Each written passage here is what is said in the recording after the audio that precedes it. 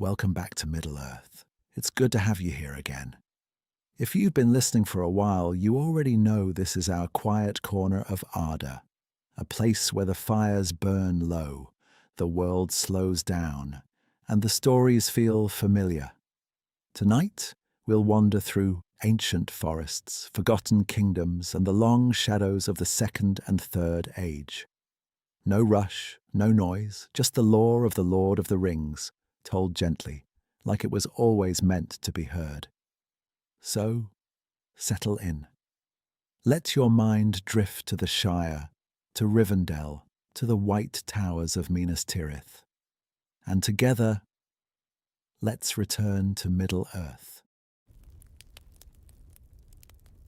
In the golden hush of the Third Age, beneath trees that do not wither and leaves that fall like fragments of sunlight, a lone dwarf stands at the edge of an ancient wood.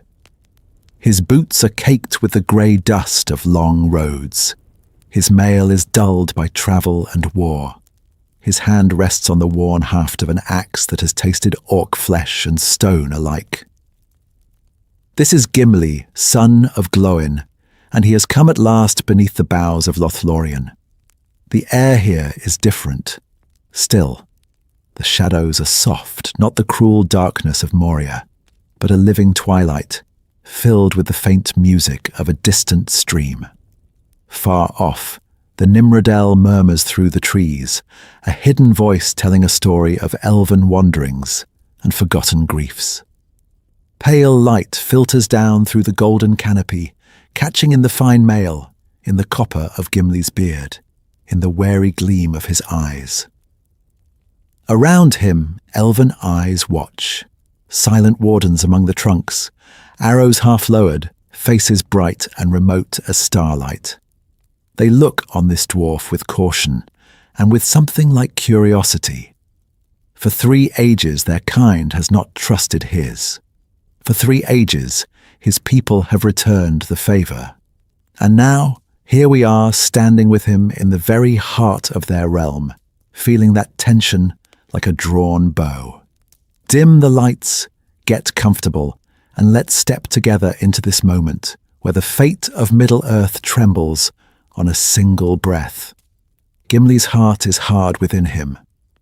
He is Glóin's son, and he remembers the tales told in Erebor's halls, of Thranduil's cold dungeons in Mirkwood, of Thorin's company seized and locked away, while a dragon brooded over their stolen home. He remembers older stories too, half legend, half curse, of elven kings slain over jewels, of dwarf lords cut down in grey forests, of treasure that brought only blood. In his mind, elves are proud, perilous and false. He has sworn he will not be awed here. He will not bow his head before elven lords. And then she comes. Galadriel of the Golden Wood steps into the clearing and the light changes. It is not brighter, not dimmer, but deeper, as if the ages themselves have drawn near. Her hair holds the pale radiance of the 2 trees remembered, her eyes the long memory of centuries beyond counting. She is not a mere lady, not simply a queen, but the story behind the story of elven kind in Middle-earth, bearing within her the echoes of Doriath, of Eregion, of every joy and ruin that shaped this world. Her gaze rests on Gimli, only on him. For a moment, the wardens, the fellowship, the golden trees all fall away. She sees him, and in that seeing he feels laid bare. His pride, his stubborn anger, the inherited bitterness of wrongs he never suffered yet has carried like armour his whole life. Does she see his scorn for Thranduil, the old Erebor grudges, the fear that he, a dwarf, will be found wanting in this place of unearthly beauty?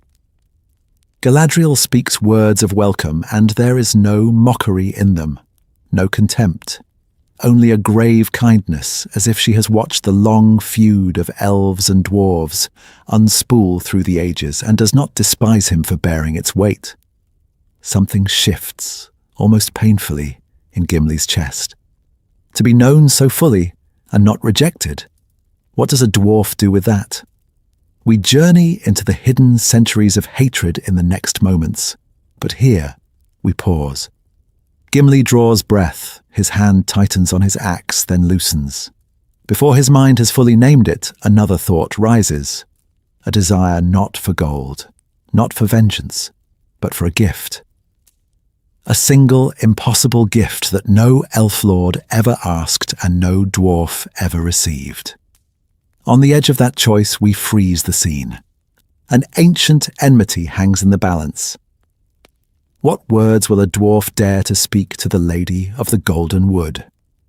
From hatred to reverence, framing Gimli's mystery. A dwarf stands on the edge of a choice, his hand resting on the haft of his axe, his eyes lifted not to gold or gem, but to an elven queen. That dwarf has a name, Gimli, son of Gloin, a lord of the lonely mountain shaped by the grey halls of Erebor and the long shadow of old grudges. We journey into his story already knowing his voice. Blunt, suspicious, quick to anger, quicker to defend his own. At Elrond's council in Rivendell, he is the one who leaps up to shatter the ring with his axe, half from courage, half from sheer distrust of anything elvish and perilous. On the borders of Lothlorien, he mutters darkly of sorcery, bristles at Haldir's commands, and will not have his eyes bandaged when Legolas may walk free. This is not a dwarf looking for elven friends. This is a dwarf expecting elven betrayal. And yet, by the end of the tale, that same Gimli will call an elf his dearest friend. He will beg Galadriel for a gift no dwarf has ever dared to ask, and then defend her honor with a devotion that borders on the religious. So what happened? How does a heart armored in ancestral hatred become the place where an ancient feud begins to heal? To answer that, we have to admit that Gimli's suspicion is not just personal grumpiness. It is the echo of 3 ages of blood and broken promises. Long before he was born, long before Erebor's gold glittered beneath the mountain, dwarves and elves were killing kings over jewels, sacking hidden cities, and staining underground rivers red. The quarrel over Thingol's Noglemir, the ruin of Doriath, the vengeance that fell upon the dwarves of Nogrod. These are not tales told to make children sleepy. They are warnings. By the Second Age, even in times of alliance, the wound never fully closed. The dwarves of Khazad-dûm and the elves of Eregion walked the same roads, traded craft for craft, forged wonders together in the bright years before the Rings of Power. But when Sauron's deceit was revealed, and Eregion fell in war and fire, trust shattered again. Each side remembered only that the other had been near when everything went wrong. And in Gimli's own lifetime, the insult becomes immediate. His father Glóin was thrown into Thranduil's cells in Mirkwood. The tale of that imprisonment, of elven captors and cold woodland halls, would have burned hot in Erebor's feasting fires. Of all elves, the woodland kindreds are least loved by his people. So when Gimli walks into Rivendell and later into Lothlorien, he carries more than an axe. He carries the weight of centuries. The story behind the story is that every wary glance, every gruff word, is backed by murdered kings, cursed jewels, and broken alliances. All right, dim the lights, get comfortable. Because if we want to understand the miracle of that frozen moment before Galadriel, we need deep dives into Middle-earth lore. We need to trace the hatred back through the hidden centuries and see exactly what Gimli inherited. Let's step together into that older world. The stakes are not small. Gimli's change of heart is not a side note in the wanderings of the Fellowship. It is a sign that the fate of Middle-earth itself, its spiritual health, is turning. If a dwarf of Erebor can bless an elven lady and walk in friendship beside Legolas, what else in this wounded world might yet be mended? What this tale will uncover: the hidden war behind a friendship. So in this episode, we journey into that question with a clear purpose. This is the story behind the story of why Gimli hated elves, long before he ever met one, and how that hatred was finally broken in the Golden Wood. Not by argument, not by treaty, but by the quiet, blazing mercy of an elven queen and the hard, stubborn courage of a dwarf who chose to bless where his fathers had cursed. To understand that, we have to walk the long, grey roads behind him. We will move through the ages almost like turning pages in a great red book. First, the First Age, with its ancient grudges. Thingol, the Norglemir, the Dwarves of Nogrod, who slew an elven king over a duel, and the elven vengeance that answered blood with blood. Then the Second Age, when Khazad-dûm and Eregion stood side by side in craft and trade, only to be torn apart in the shadow of Sauron and the forging of the Rings of Power. And finally, the Third Age, where the wounds are fresher: Thranduil's halls, Thorin's imprisonment, the scars of the hobbit that Gimli's own father carried into Rivendell. We won't just march chronologically, we'll trace themes like threads through a tapestry.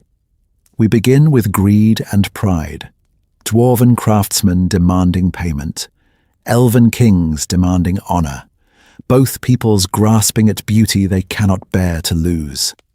Then we descend into grief and misunderstanding, where each side remembers only its own dead and forgets the other's tears. From there we climb, slowly, painfully, toward mercy, honor, and chosen friendship. Gimli standing before Galadriel in LotH, receiving a strand of hair that once Fëanor begged for in vain. Legolas and Gimli counting kills in the storm of Helm's Deep. Two former enemies wandering Fangorn and, at last, sailing west together. All of this is not a side plot tacked onto the Lord of the Rings. It undergirds the very structure of the tale. The War of the Ring is not only about destroying one object of power, it is about whether the free peoples can be healed enough to stand together at all. As Gondor calls for aid, as Rohan answers, as the Shire quietly bears a burden no one else can carry, the old rift between dwarf and elf must also be mended, or the alliance will always have a hidden fracture.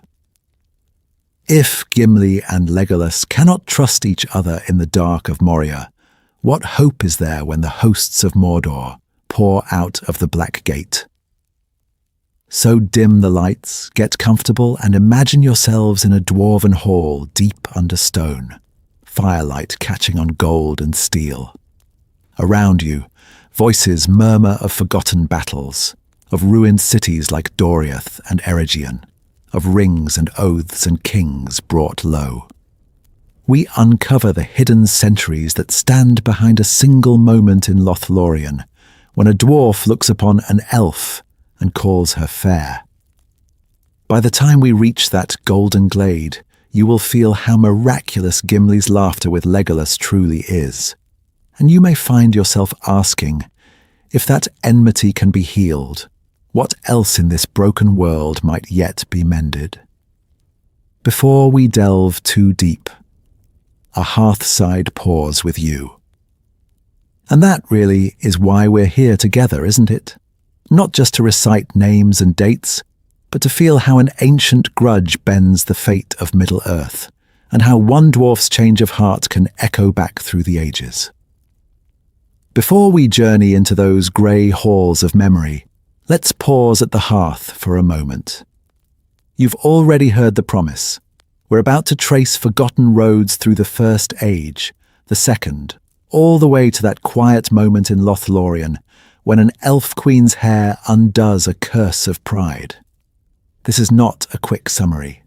This is the story behind the story, the kind of deep dive that takes time to unfold. So, dim the lights, get comfortable. Maybe you're listening with headphones in the late hours, the rest of the world already asleep.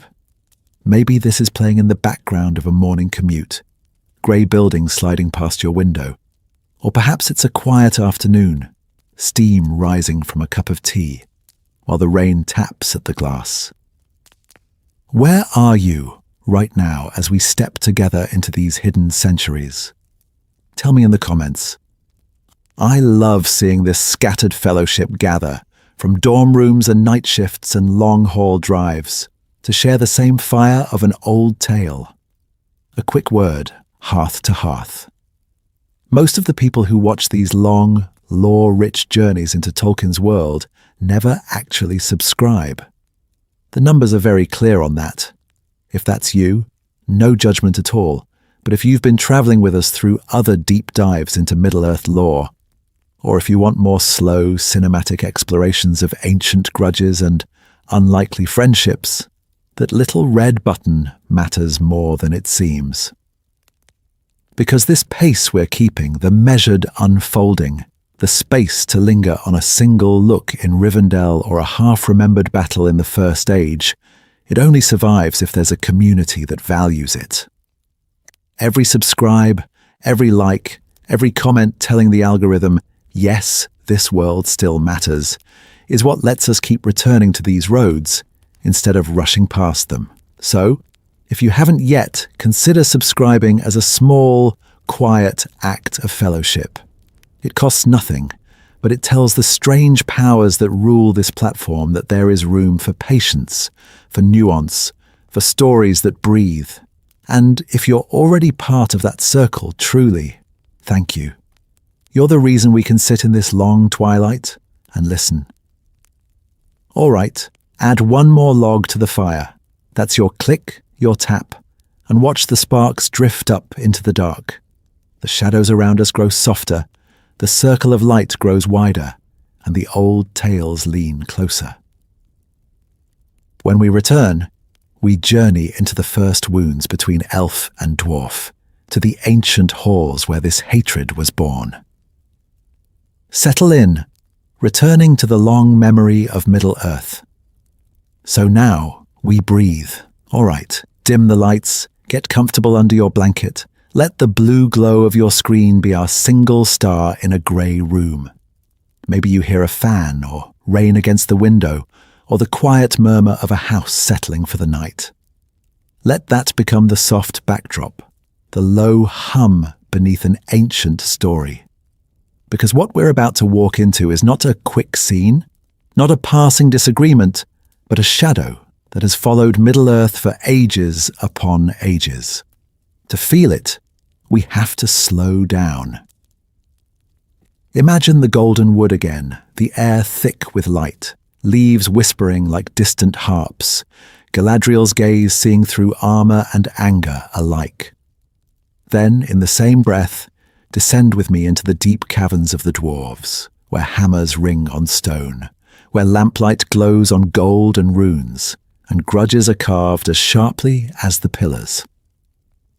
These are not just pretty backdrops, they are living memories. The golden wood remembers elven sorrow stretching back to the First Age. The halls of Nogrod and Khazad-dûm remember dwarven pride, payment denied, kings slain over a single jewel.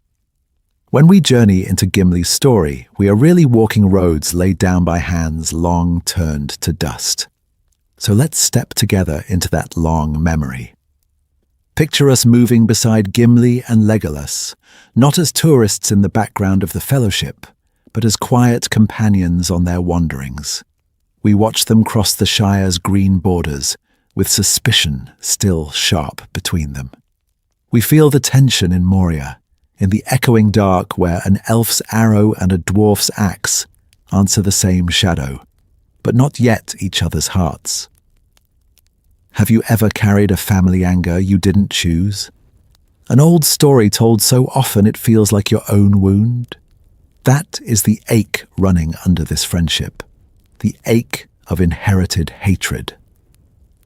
For 3 ages, elves and dwarves have tallied blood debts and broken bargains.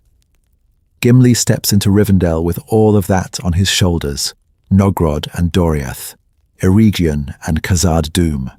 Thorin in Thranduil's prison, his own father Glóin, still bristling at the memory. And yet, before this tale is done, that same dwarf will call an elf his dearest friend and carry the most coveted elven gift in history. What does it take to turn like that?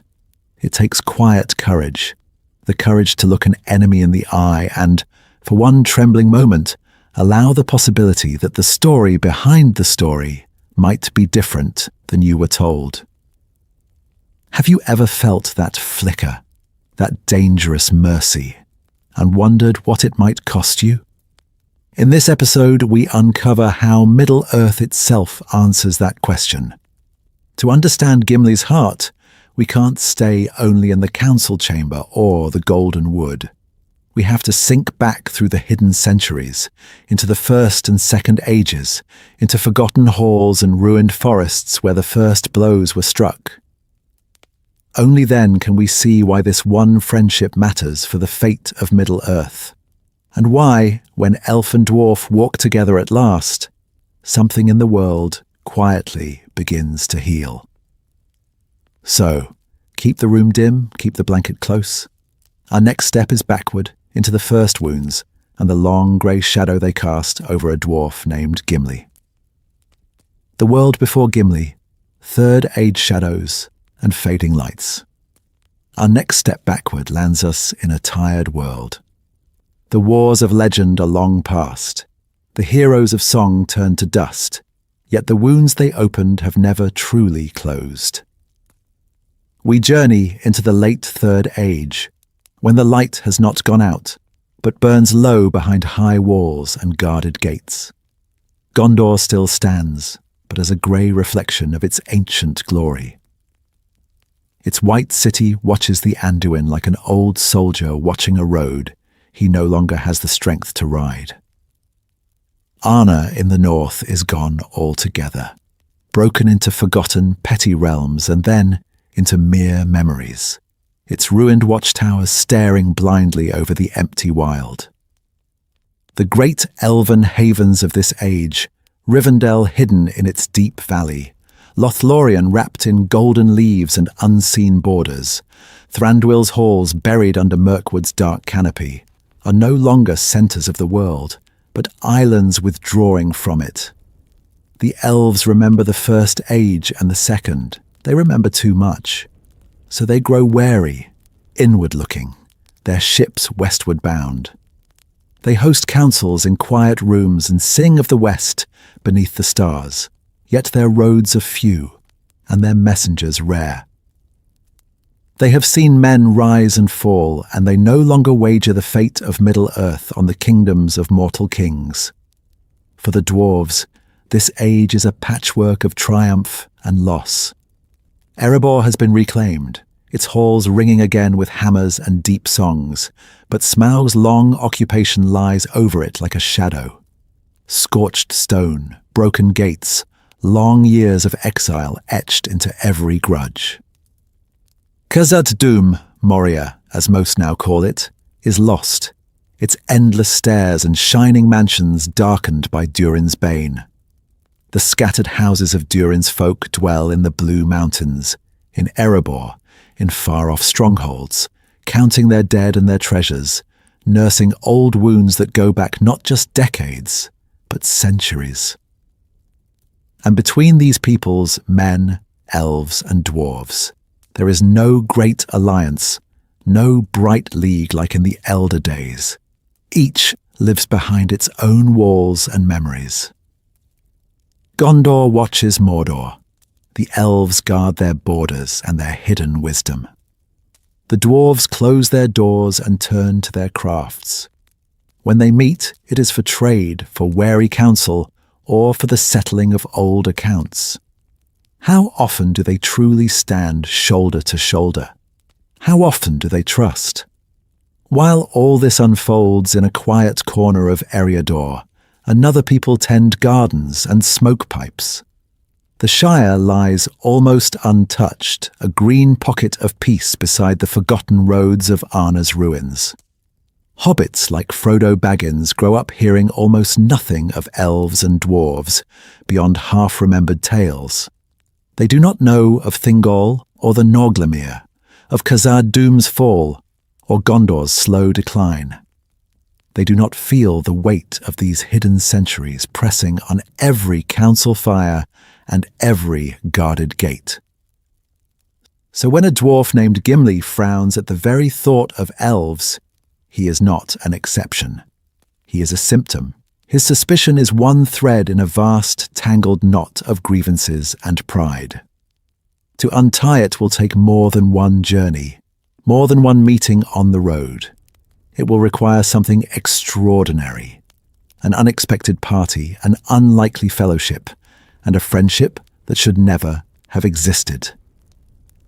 In the next part of our deep dives into Middle-earth lore, we uncover how those ancient grudges were first forged, and why they burned so fiercely in Gimli's heart before he ever set eyes on an elf. The first sparks, why dwarves and elves never truly trusted each other. So before we watch Gimli glower across the Council of Elrond, we need to step back, far back, to the very beginning, when elves first woke under the stars, and the dwarves first stirred beneath the mountains. Because the mistrust between them isn't just an old grudge. It's woven into how they were made. In the grey dawn of the world, before the sun and moon, Owl the Smith grew impatient. He longed for minds to teach, hands to guide in craft and stone, and so in secret he shaped the fathers of the dwarves in the deep places of the earth. They were made strong, enduring, resistant to domination, with hearts that could cling fiercely to their own kin, own halls, own treasures. Not cruel, not faithless, but hard to sway and slow to forget. When Ilúvatar stayed Owl's hand and then accepted these children, that stubborn resilience remained at their core. The elves, by contrast, awoke at Gwydianan beneath the ancient stars, called into being directly by Ilúvatar himself. They opened their eyes to water and starlight and the unshadowed beauty of the young world. Their hearts turned outward, to song, to language, to the shaping of beauty as a form of praise. Where dwarves were secretive, elves were unveiled. Where dwarves hoarded memory in stone, elves poured memory into tales and lament. From the first, you have two peoples tuned to different music, and yet they were drawn to many of the same things.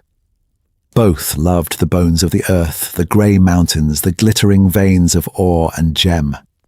Both delighted in making, in forges, in carved halls, in jewels that caught the starlight. So, there is fascination here, there is respect, but there is also friction.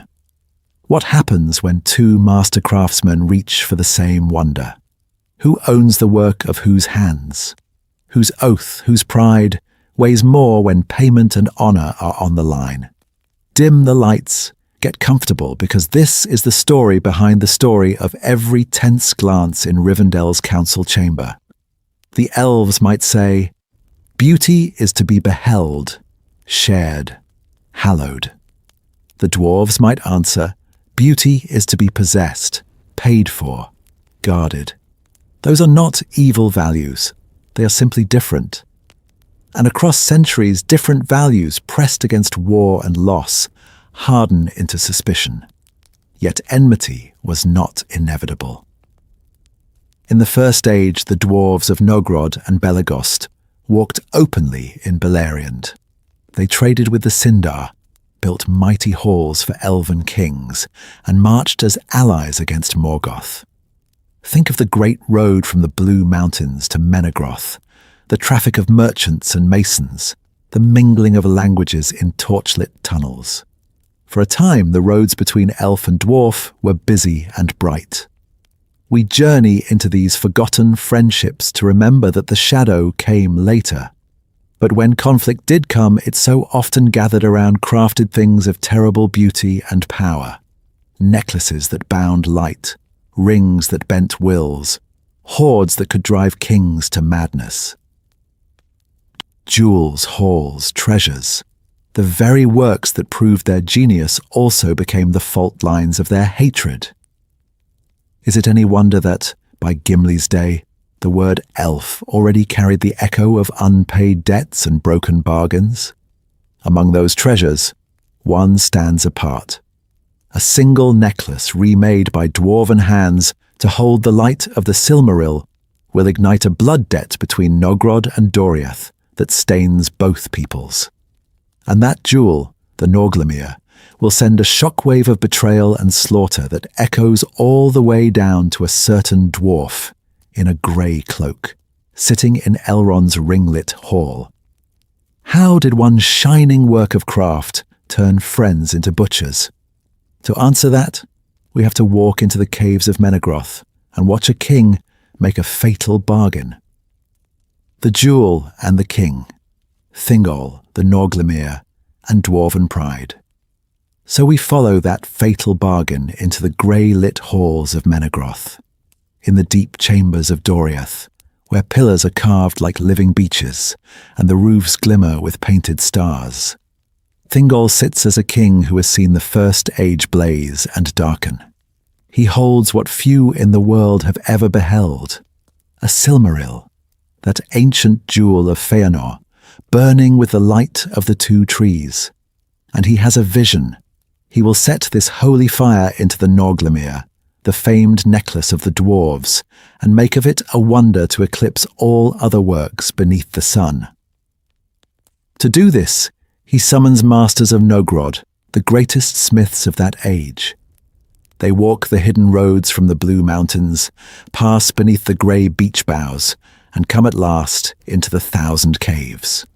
There, amid elven lanterns and the soft fall of underground fountains, they see the Norglemir and the Silmaril together, and desire stirs. Not wild, grasping greed at first, but the fierce pride of craftsmen. This was their necklace.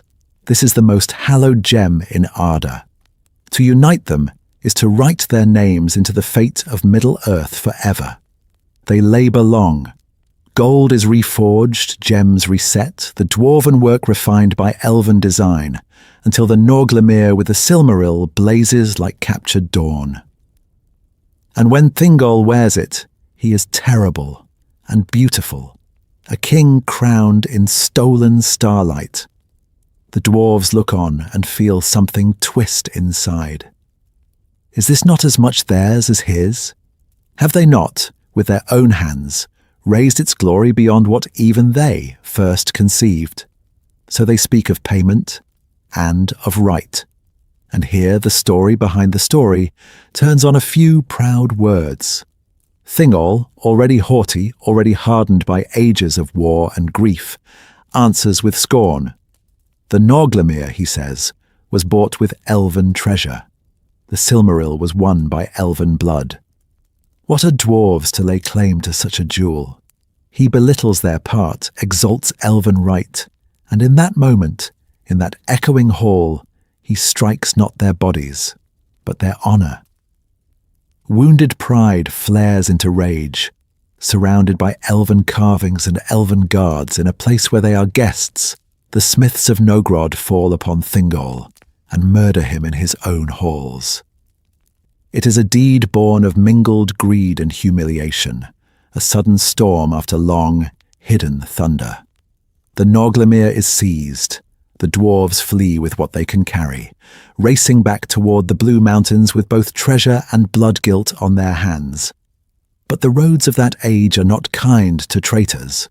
The dwarves of Nogrod muster a greater host to claim the horde of Doriath outright, yet elven vengeance is swift. In a brutal ambush by the river, Beren and the green elves fall upon them. The dwarf host is hewn down, their king is slain, the treasure is scattered in red water and trampled mud. To elven memory, this is justice. To dwarven memory, it is massacre. And so both peoples walk away with a different tale. The dwarves of Nogrod tell of a proud elven king who cheated them of their rightful wage, spat on their craft, and lured them to ruin. The elves remember a beloved king, slain for gold and gems by guests he had welcomed. Which version do you think a young dwarf in Erebor will hear at the forge fires? When we journey into Gimli's world, we uncover how those old songs have hardened into instinctive distrust, and why one meeting in a grey house in Rivendell will begin to crack that armour. Blood in the river, the sack of Menegroth, and the curse of memory. And then the song turns darker. The dwarves of Nogrod are marching home, boots heavy with weariness, packs heavy with plunder. Behind them lies Menegroth, the 1,000 caves broken and bleeding. Before them, the long grey roads that wind back toward the blue mountains. They carry gold wrought in elven light, and they bear the Norglemere, blazing with the Silmaril, that cursed jewel that has already dragged kings and kingdoms into ruin. They think the worst is over. It is not, for in the green shadows of Osiriand, others are waiting. Beren, once a hunted outlaw, now the legendary elf friend, gathers the green elves, silent archers beneath the leaves. They have heard of Thingol's death. They have heard of the sack of Menegroth. And as the dwarves of Nogrod file along the river, the avengers of Doriath fall upon them. Not in a hall, not in open parley, in ambush under trees and sky, steel flashes, arrows hiss. The river runs red. We journey into one of the most brutal moments of that ancient age. Dwarven bodies tumbling into the current, mail and beards darkened with blood, treasure chests split and spilling their hoard into the water. The Norglemere is torn from dwarven hands and reclaimed, only to pass into another chain of tragedies. Much of the treasure of Doriath is scattered, lost in the riverbed, sunk into mud and stone where no elf or dwarf will ever find it again. What began as a quarrel over payment ends as mutual ruin. A king is dead. A city of wonder is fallen. A proud dwarf host lies broken in a foreign land far from their mountain homes, and the gold that fed their greed and the elves' pride gleams now only in the dark, where fish and cold currents glide over it. This is the story behind the story of Gimli's first scowl at an elf. In the halls of Nogrod and Belegost, the tale hardens into one shape. The elves, they say, slew honest craftsmen on the road, far from their own doors, slaughtering smiths and stonewrights who were only claiming what was owed. In the lingering songs of the Sindar, it hardens into another.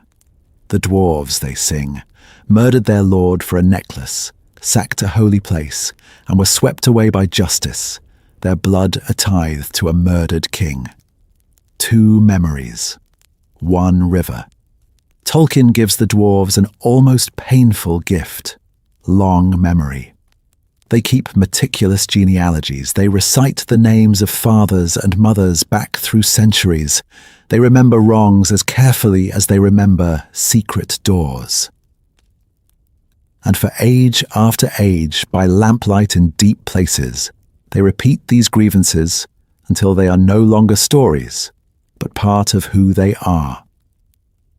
By the time Gimli is born, the sack of Menegroth is as distant as the first age itself, a shadow behind shadows.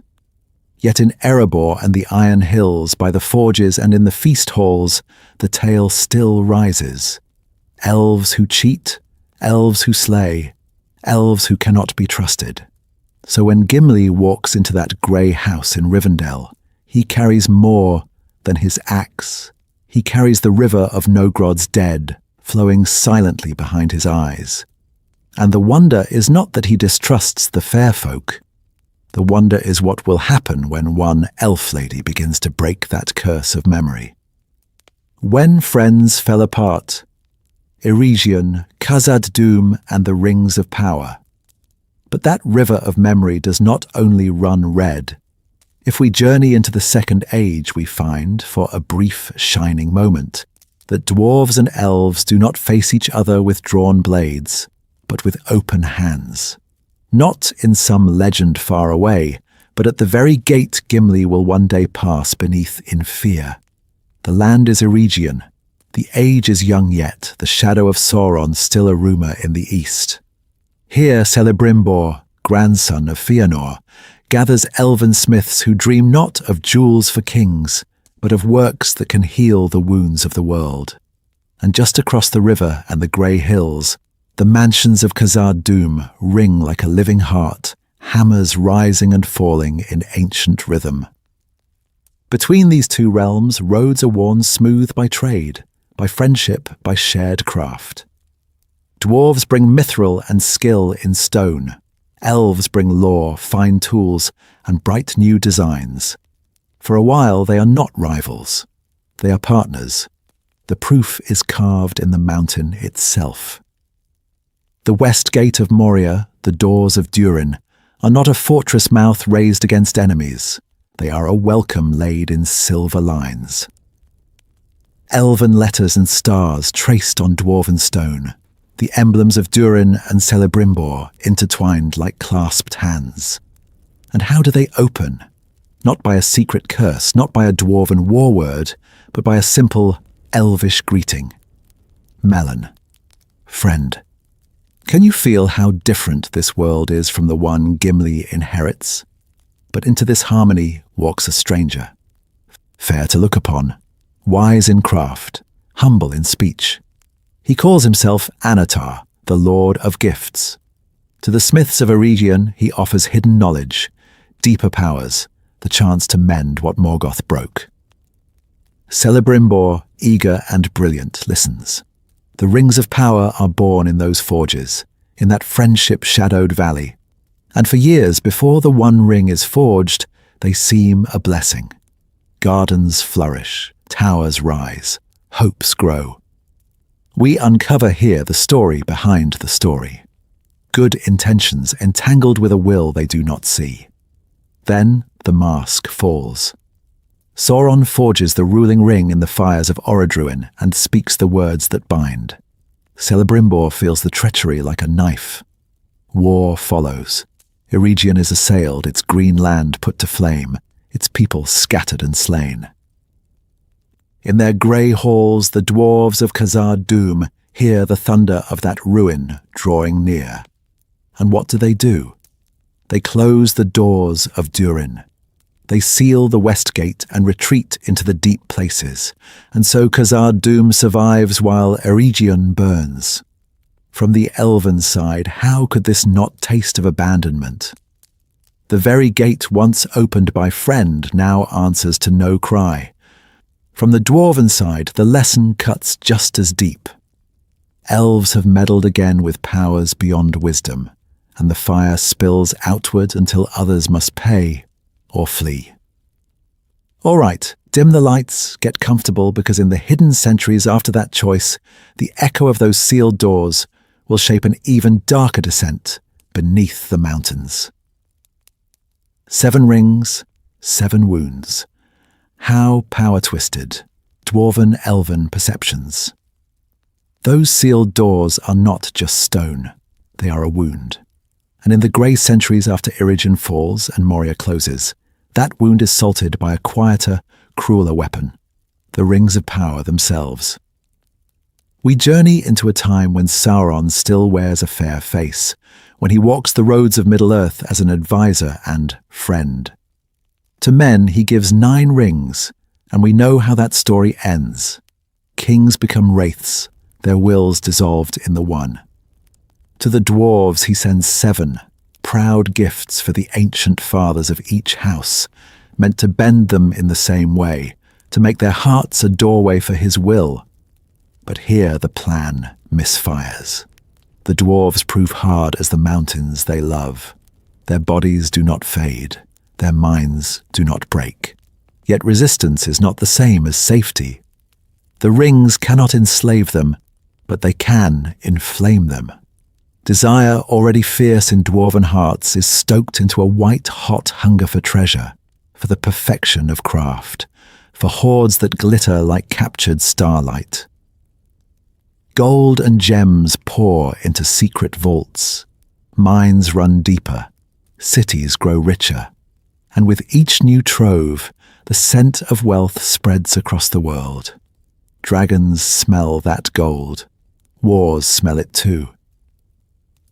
Hordes drawn together under the Seven become beacons, calling down dragonfire from the grey northern wastes, and drawing the envy and fear of nearby men and elves. A border quarrel over a vein of mithril. A caravan ambushed on some forgotten mountain road. A fortress besieged because rumour whispers of a ring-hidden treasury within. How many skirmishes begin with a whispered accusation of dwarven greed and end with elven arrows in dwarven shields? From the elven halls the pattern seems clear. Here, they say, is proof of what Owl's children have always been. Stubborn, hoarding, too proud to surrender a single jewel even when the shadow grows. From the dwarven deeps, the answer is bitter. We did not ask for these rings. We did not summon dragons. We are the ones buried under falling stone and burned in our own halls. Victims, not villains. As the ages turn, Khazad-dûm itself declines. Rich seems thin. Orcs gnaw at the roots of the world. Then, in one terrible stroke, the delving goes too deep, and a Balrog wakes in the dark. The greatest of dwarven mansions becomes a tomb. Survivors scatter. Suspicion hardens into armour. If the very heart of their world can betray them, why should they trust elves, or men, or anyone at all? And here the story behind the story reaches Gimli. His own people of Erebor will gather a glittering hoard under the lonely mountain, another echo of the Seven Rings' long curse, and that wealth will call Smaug from the north and set the fate of Middle-earth on a new, perilous road. All right, dim the lights, get comfortable, because next we uncover how that dragonfire and an elven king with cold grey eyes will brand Gimli's heart long before he ever hears the name Legolas. A dragon, a king, and a woodland jail. The Hobbit as Gimli's childhood legend Dragonfire falls. A mountain kingdom dies. And in the echoing dark that follows, a child named Gimli grows up on the edges of a broken world, cradled not by stone halls of Erebor, but by stories. For the dwarves of the lonely mountain, The Hobbit is not a light-hearted adventure. It is an exile song. Thorin's people flee through grey smoke and falling gold, wandering the hard roads of the north as refugees while Smaug coils on their ancient hoard. Years pass. Whole winters are measured in hunger and humiliation. And when at last Thorin Oakenshield gathers a small company to reclaim their home, that quest is not a treasure hunt. It is a march to heal a centuries-deep wound. We journey into that tale from Gimli's side of the fire. Imagine him small, listening as Glóin speaks. The long road to the mountain. Trolls and goblins and wolves. The hidden door beneath the grey cliff. And then, just when hope begins to glimmer, a new enemy appears, not in iron and flame, but in green shadow and starlight, the Elven King of Mirkwood. Thranduil's halls, as Gimli hears of them, are not an enchanting woodland refuge. They are a secret fortress under the trees, a place where light itself feels like a net.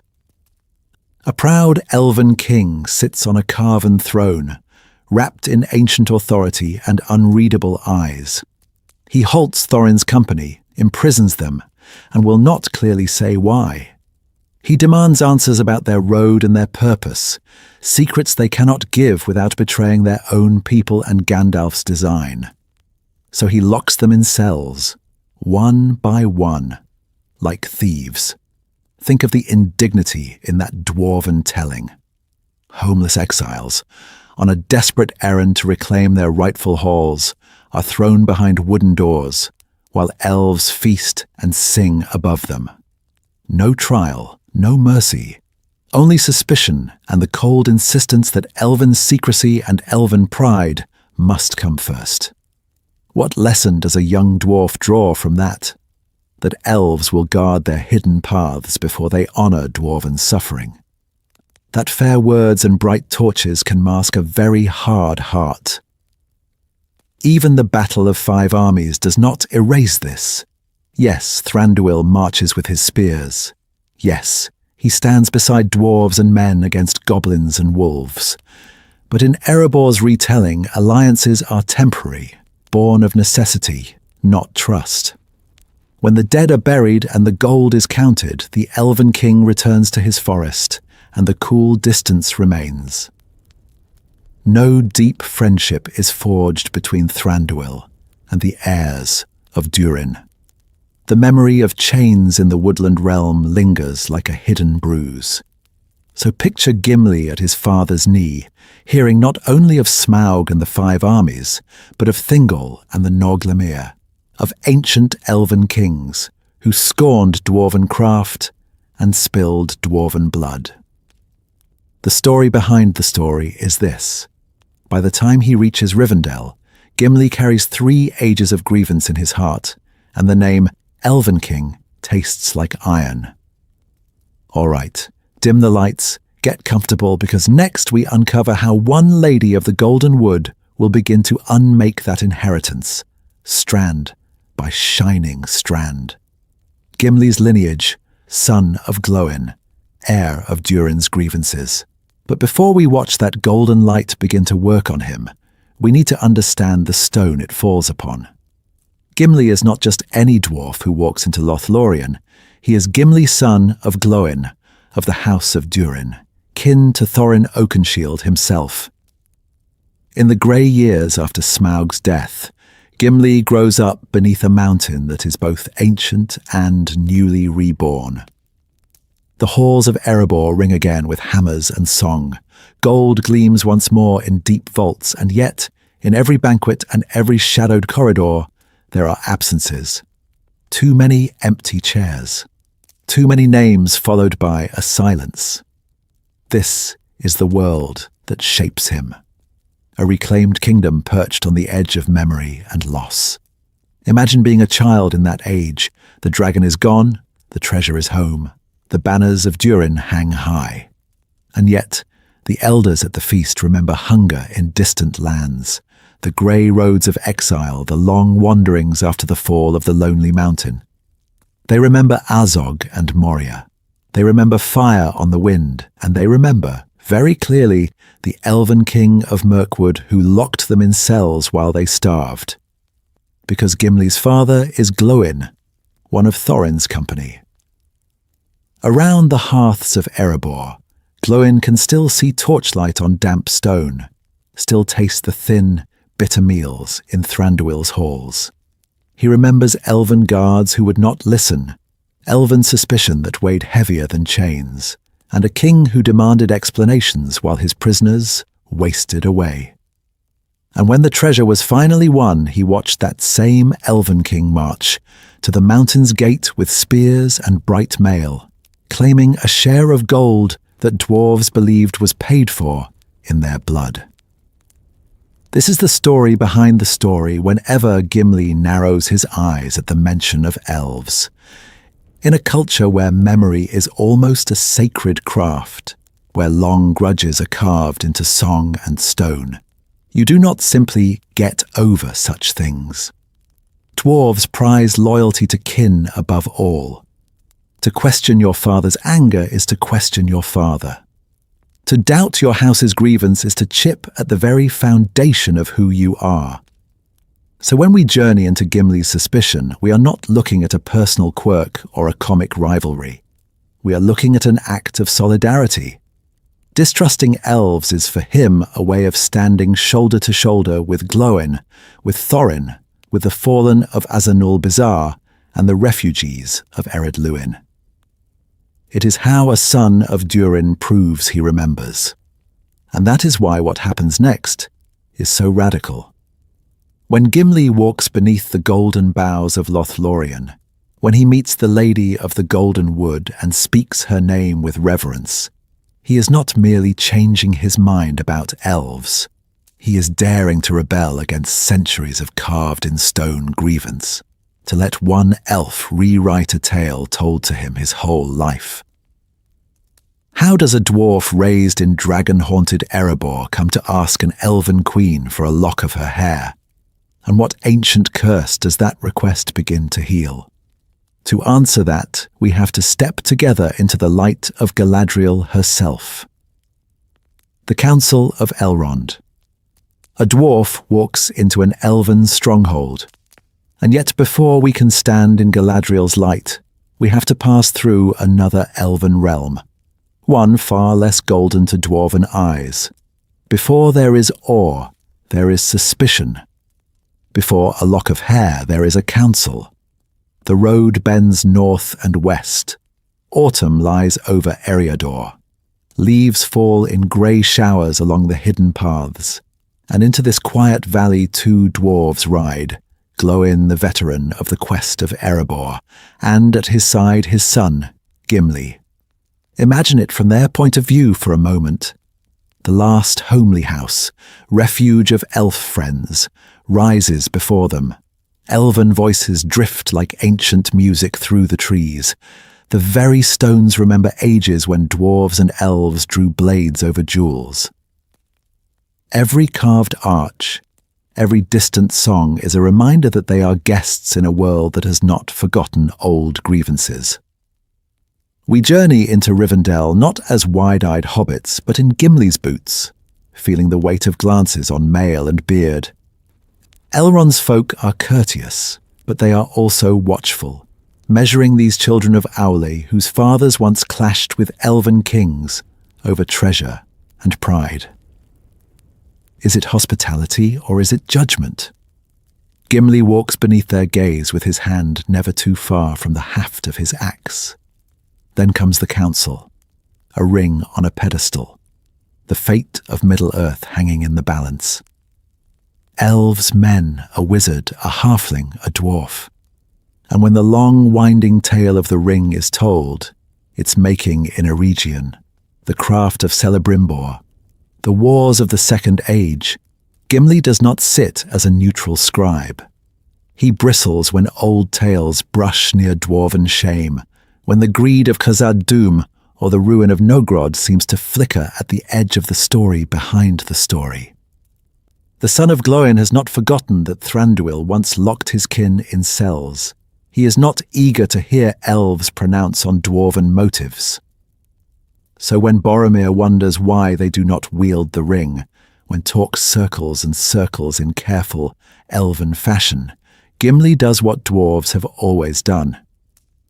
He stands, lifts his axe, and brings it down with all the blunt finality of the mountains themselves. No riddles, no subtle counsels, just steel on gold. The shattering blow is a protest against the whole hidden age of elven craft, and secrecy that birthed the rings in the first place. If an enemy made it, break it. If it tempts hearts, destroy it. That is dwarven logic. And yet, notice what happens next. The axe fails. The ring endures. And Gimli listens. He does not storm out under elven arches. He hears Elrond's grave wisdom, Gandalf's grey counsel, the halting courage of a hobbit who volunteers for death. In that listening, we uncover the first fracture in his inherited hatred. He volunteers too, pledging his axe to a quest led by an elf lord's household, and shared with an elf prince he already distrusts. The fellowship that rises from that circle is not merely a tactical party. It is an experiment. An elf and a dwarf are placed side by side, not by accident, but by design, as if Tolkien himself were asking, can wounds older than Gondor be healed on the road? In the next valley, in the next golden wood, we will see how far Gimli is willing to let that question change him. 9 walkers, old wounds, the fellowship, as a test of ancient grudges. So the experiment begins on a cold morning in Rivendell, when 9 walkers step out from the safety of Elrond's house and onto the long roads of the Third Age.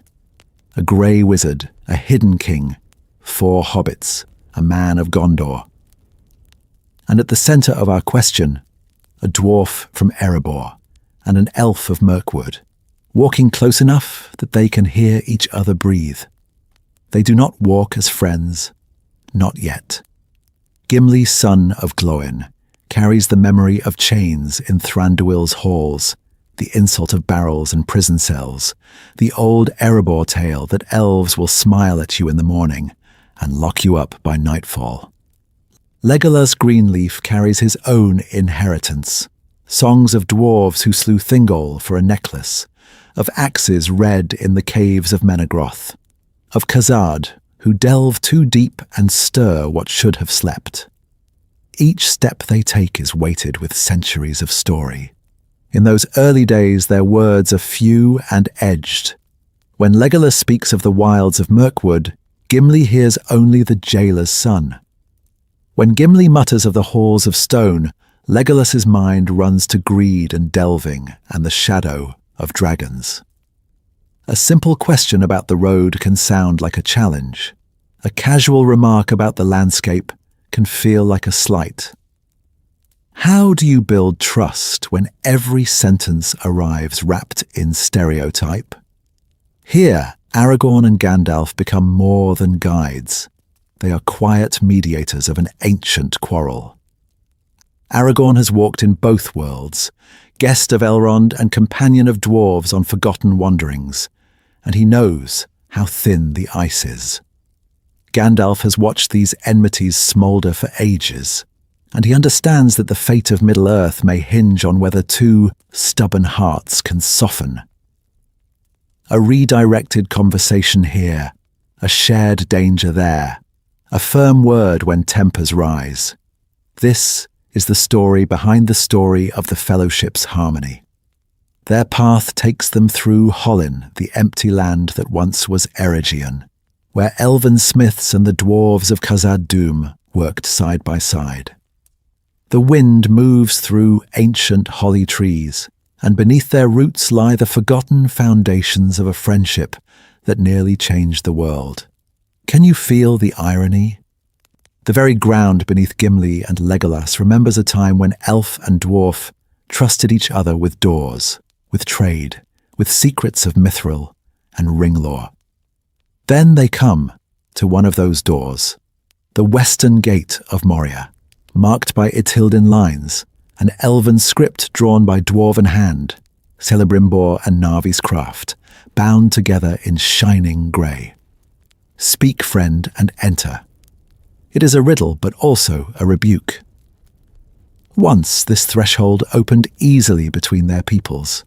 Now an elf and a dwarf stand before it, suspicious, bristling, forced into alliance by a darkness both fear more than they fear each other. All right, dim the lights, get comfortable, because what waits beyond those doors will test that fragile alliance in fire and shadow. In the deeps of Moria, and later beneath the golden boughs of Lothlórien, we journey into the moments that will break Gimli's hatred and remake it into something far more dangerous to the old grudges. Moria, a dwarf's grief, an elf's silence. The doors groan open, and at once the world narrows to stone and echo. No sun, no wind, no sky. Only the grey breath of an ancient darkness pressing close around the Fellowship as they step together into the black throat of Khazad-dûm. For Gimli, this is not just a road through the mountains. This is home remembered, and home hoped for. He walks at Gandalf's shoulder with a strange brightness in his voice. Khazad-dûm, greatest of dwarf kingdoms, delved in the elder days when elven realms still shone in the west. Balin, son of Fundin, had come here not long ago to reclaim it, to prove that dwarven glory was not a forgotten tale but a fate still waiting in the deep. Gimli's words in the dark are full of that pride, that stubborn belief that what was lost can yet be reforged. You can almost hear the clink of imagined hammers in his tone. the dream that these halls might blaze again with gold and laughter. Then the dream ends in a single chamber. The Fellowship enters the great tomb, and the light of Gandalf's staff falls on a stone slab crowned with a dwarven helm. Balin Fundinul, Lord of Moria. Dead. The silence that follows is heavier than any mailcoat. Gimli does not rage, he does not boast.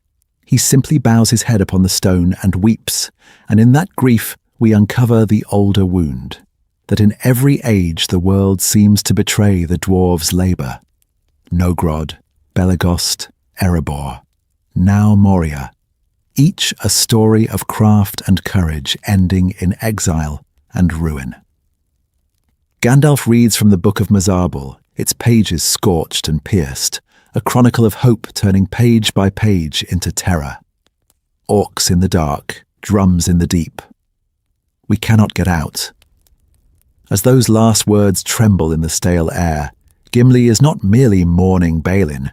He is mourning a pattern, a centuries-long litany of loss that no elf song ever fully understood. And Legolas, he stands there like a shard of starlight in a place he instinctively loathes. Elves love the open sky, the living wood, the clean wind. This is the opposite of all that. Once, in Thranduil's halls, an elf might have met dwarven misfortune with a raised brow and a cutting jest. Here he says nothing. No mockery. No cold reminder of old quarrels over jewels and prisons. Only a grave, watching stillness as a dwarf breaks beside a tomb. That silence is the story behind the story.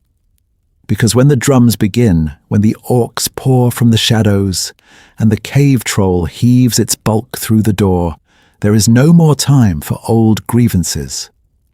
Legolas's arrows fly past Gimli's beard. Gimli's axe holds the line at the elf's side. In the flight to the bridge of Khazad Dûm, they run as one hunted creature, bound by a single terror. The shadow with fire in its belly that comes roaring up from the deeps. On that narrow bridge, as Gandalf faces the Balrog and the Fellowship watches their guide fall, something else falls with him, the luxury of inherited hatred. Under the same looming death, Gimli begins to see that elves are not merely haughty jailers in woodland halls. They are comrades who bleed, fear, and endure the dark beside him. And when they stagger out into the daylight of Dimril Dale, that realization will follow him. A quiet ember, waiting for the golden woods ahead. The golden wood feared, why dwarves dreaded Lothlorien. That ember follows them out of the dark and into a different kind of shadow. The Fellowship stumbles from the black gulf of Moria into the pale winter light of Dimril Dale, broken, breathless, and suddenly smaller without Gandalf's grey presence at their head. Their guide is gone. Their grief is raw. And ahead, waiting like a rumour made visible among the bare branches, lies the golden wood. They are exhausted in body and spirit. Snow on Caradhras, orc arrows in the deep, the Balrog's fire in the abyss. Each trial has stripped them down. Now, as they turn their feet toward the silver line of the celebrant, they are not just travellers choosing a road. They are fugitives seeking refuge in a place many in this age still whisper about with unease. And of them all, Gimli's steps are the heaviest. He has just lost the wizard he was beginning to trust. He is not eager to surrender himself to elven hospitality. For in the taverns of Erebor, in the echoing halls beneath the lonely mountain, tales are told of Lothlorien. Not as a sanctuary, but as an enchantment. They say that none who enter the Golden Wood leave unchanged. They say elven magic there does not merely hide the land. It reaches into the mind, smoothing away memories, bending loyalties, until you no longer remember quite what you feared in the first place. Time itself, the dwarves mutter, is strange beneath those golden boughs. Years slip by like hours, or hours weigh on you like centuries. How can such a place not be dangerous? Now imagine hearing that with dwarven ears already tuned to suspicion. This is a people who remember, in long, unbroken lines of story, elven kings who withheld payment. Elven hosts who answered grievance with massacre. Elven princes who locked their kin behind iron bars in underground halls. When they hear of a hidden land where the lady sees into hearts, where you emerge not as you were, they do not think of healing. They think of soft chains, of a fair-seeming prison laid over the world like a spell. So when the grey-clad wardens of Lorien appear among the trees, silent, watchful, bows already strung, Gimli's back goes straight. The exchanges with Haldir are sharp from the first. Every courteous word the elf offers sounds to Gimli like a veiled command. And when Haldir declares that the dwarf must be blindfolded before entering, that old pride flares. Better to turn back into the wild, he says, than to walk as a captive under elven leaves. Here we uncover the story behind the story. That quarrel over blindfolds is not a minor travel inconvenience. It is the whole weight of 3 ages pressing through Gimli's voice. To yield his sight in the golden wood would be, in his imagination, to yield his will. Even when Aragorn proposes that all be blindfolded together, the hurt remains, a raw line between Khazad Dûm and the golden wood. And yet, this is where the irony sharpens. The place Gimli fears most, the lady he imagines as an unseen jailer, stand on the other side of that river as the very means by which his hatred will be undone. As we journey into the heart of Lothlorien in the next section, we'll see how those golden leaves, that strange flow of time, and the gaze of Galadriel herself turn from menace into wonder and quietly change the fate of Middle-earth. The blindfold and the choice, pride on the knife edge, and then the fellowship reaches the knife edge. They stand at the borders of the golden wood, the grey river at their backs, the ancient trees before them, when Haldir of Lorien steps from the branches and lays down a condition that cuts straight into Gimli's heart. The dwarf may not walk free in the land of the Galadrim, he says. Gimli must be blindfolded. The others may see the hidden paths and golden roads of Lothlorien, but not the sun of Glóin. In that moment, everything we've traced through 3 ages tightens into a single breath. Gimli has heard these stories his whole life. Elven kings who underpay dwarven smiths.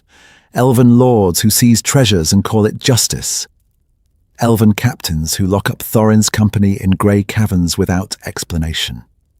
Is he now to bow his head and accept a special humiliation, marked out from his companions as less trustworthy, less honourable simply because he is a dwarf? He will not. He would rather turn back into shadow than walk forward shamed. All right, dim the lights, get comfortable, because this is the story behind the story of that simple blindfold. Gimli's anger is not a flare of temper. It is ancestral memory.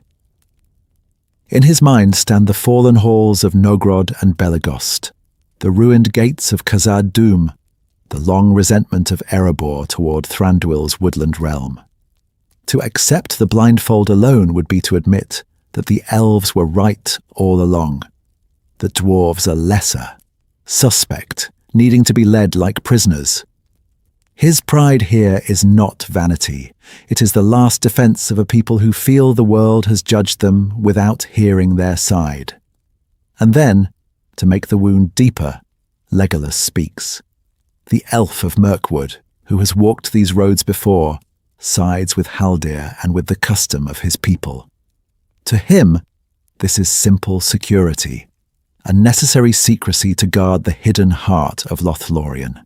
But to Gimli, Legolas's agreement is a betrayal. the fragile bridge they have been building since Rivendell cracks. Can you feel how easily this could have snapped the Fellowship in two? At this point, we uncover Aragorn's quiet greatness. He sees, perhaps more clearly than either elf or dwarf, that the fate of Middle-earth is hanging on something as small as a strip of cloth. So he makes his own hard choice.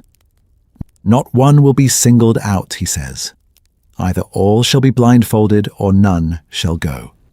It is a deliberate act, a shield thrown over Gimli's dignity and the Fellowship's unity in the same motion. Gimli's acceptance is a small word but a vast concession. He does not yield because he suddenly trusts the elves. He yields because a man has stood beside him and refused to let him be shamed alone. And so they walk. One by one, eyes are covered. Elf, man, hobbit, dwarf, all alike. Through the golden wood they move in enforced darkness. Old hatreds literally veiled. Ancient suspicions stumbling together toward a light none of them yet understands. What will happen when those blindfolds come off before Galadriel's gaze? That is where we journey into next. Face to face with the lady, the shattering of Gimli's expectations. Blindfolds fall. Light pours in. For a heartbeat, the golden wood is a chaos of colour and confusion. After grey cloth and guided wanderings, the Fellowship stands blinking beneath ancient malin trees, their silver bark rising like pillars in some forgotten temple. The air is still, yet charged, as if the very age of the world is holding its breath. This is the moment we journey into. The one we glimpsed before, now weighted with everything we know of dwarf and elf, of blood debt and buried anger. Gimli's hand is already half closed around the haft of his axe. Old stories whisper in his mind. The slain King Thingol, the Noglamir drenched in accusation, elven blades in dwarven backs and dwarven axes red in elven halls. Add to that his father's tale of Thranduil's prison, of barrels and humiliation, and you can feel the walls he has built, stone by stone, across 3 ages of grievance. He expects glamour and trickery, a sorceress in the shadow of a cursed ring. He does not expect mercy. Then Galadriel looks at him. Tolkien is careful here. Her gaze is not a weapon, though it pierces. It is not a spell, though it lays hearts bare. Her eyes rest on each member of the company, and we uncover the quiet terror that she might judge them wanting. But when they come to Gimli, something shifts. Her look is searching and sorrowful at once, as if she sees not only the dwarf before her, but the long, hard roads of his people. The deep halls of Khazad-dûm now filled with drums and shadow instead of song. She speaks to him directly, not to elves about dwarves, to Gimli, son of Glóin. She names his grief for Moria. She honours the valour of Durin's folk. In a single, simple blessing, she does what no tale in his childhood ever prepared him for. She wishes healing and renewal upon his people. No mocking of their greed, no polished contempt for their lesser craft. Only respect spoken in the clear voice of the Lady of the Golden Wood. Can you imagine what that sounds like to a heart braced for scorn? Inside Gimli, something lurches. He had come ready to resist enchantment, to stand firm against elven lies. He finds instead a queen who has looked into his sorrow and not turned away. Not a judge balancing old accounts, not a pale echo of Thranduil behind a fairer mask, but a presence vast and gentle, who carries the weight of the hidden centuries and still chooses kindness. His defences, built on rumour and inherited rage, suddenly have nothing to push against.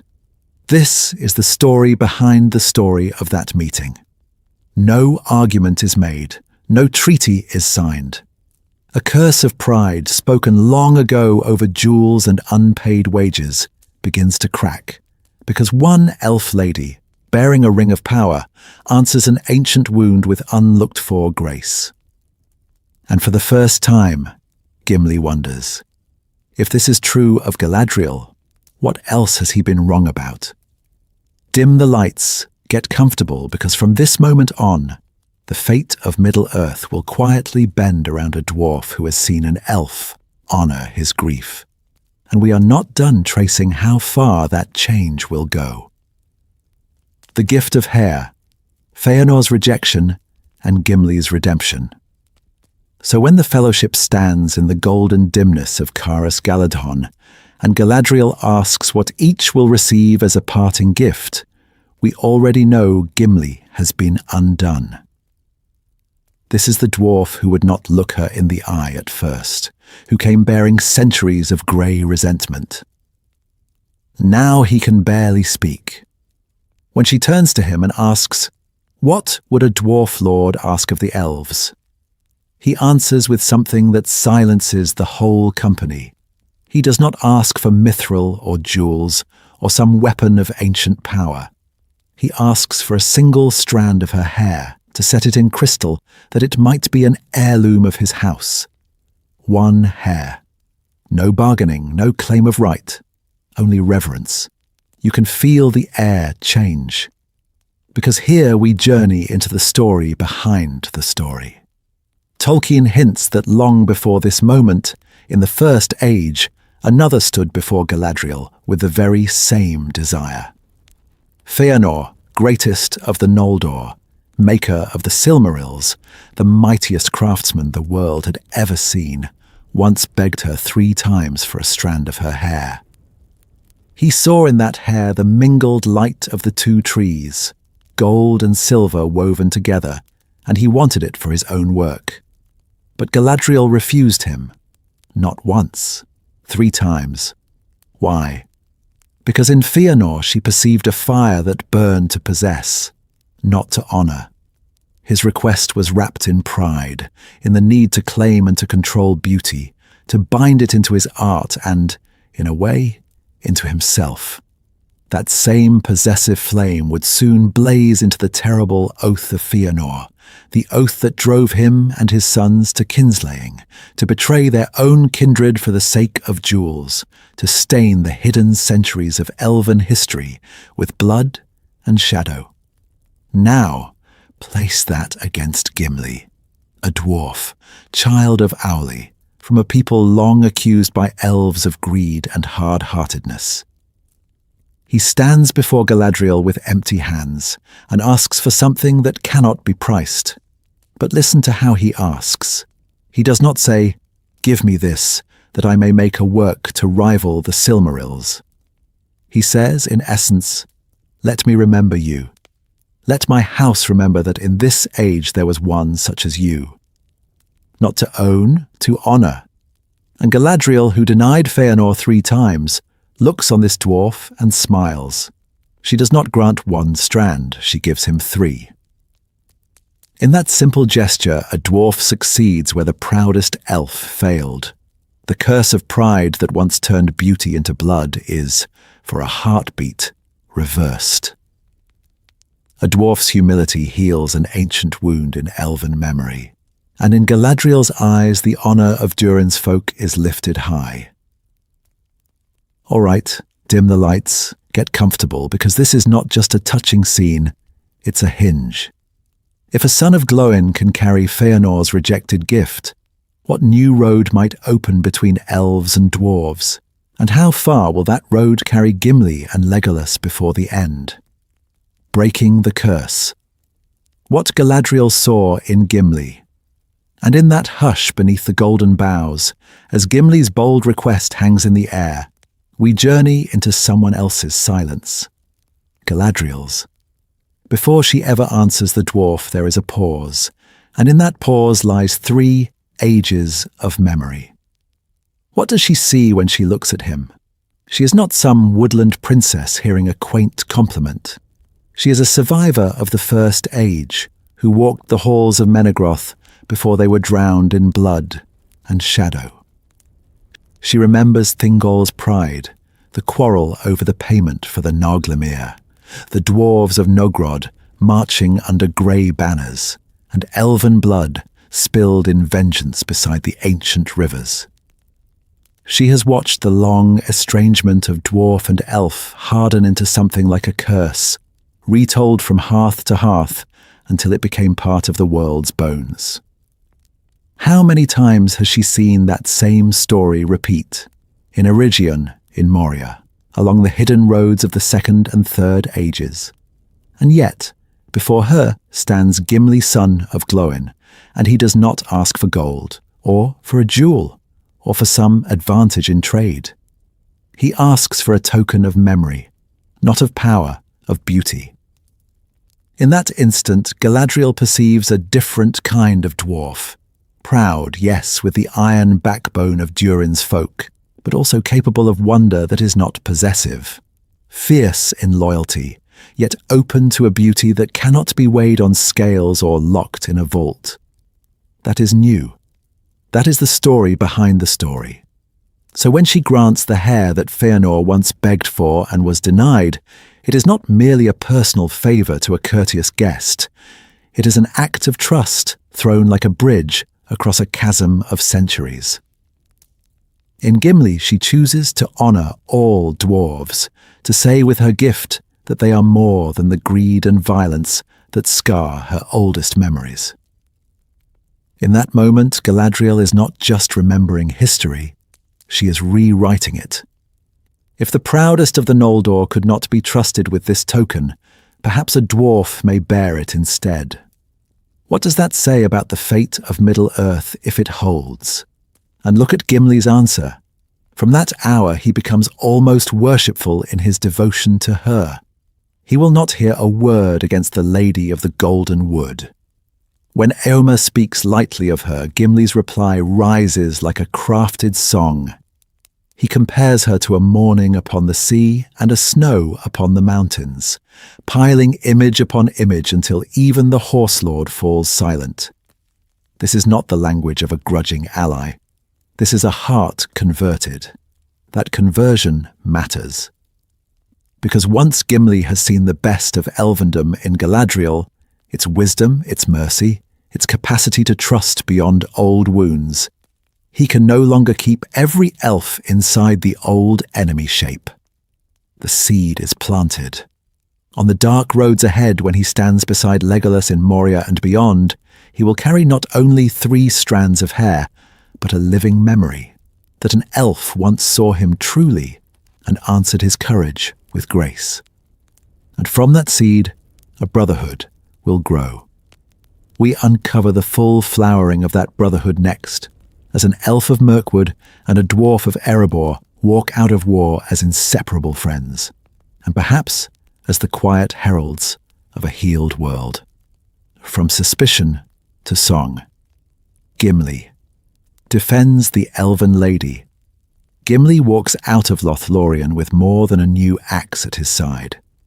He walks out with a new language in his mouth.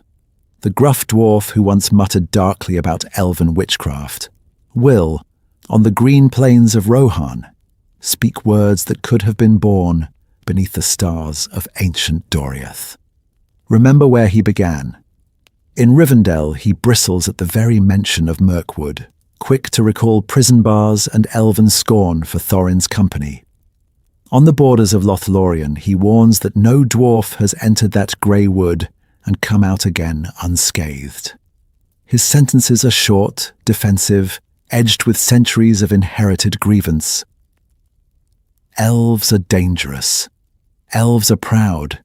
Elves cannot be trusted. And then we journey into that quiet, blazing moment on the Riddermark, when Éomer speaks lightly, too lightly, of the Lady of the Golden Wood. Here the pattern shatters.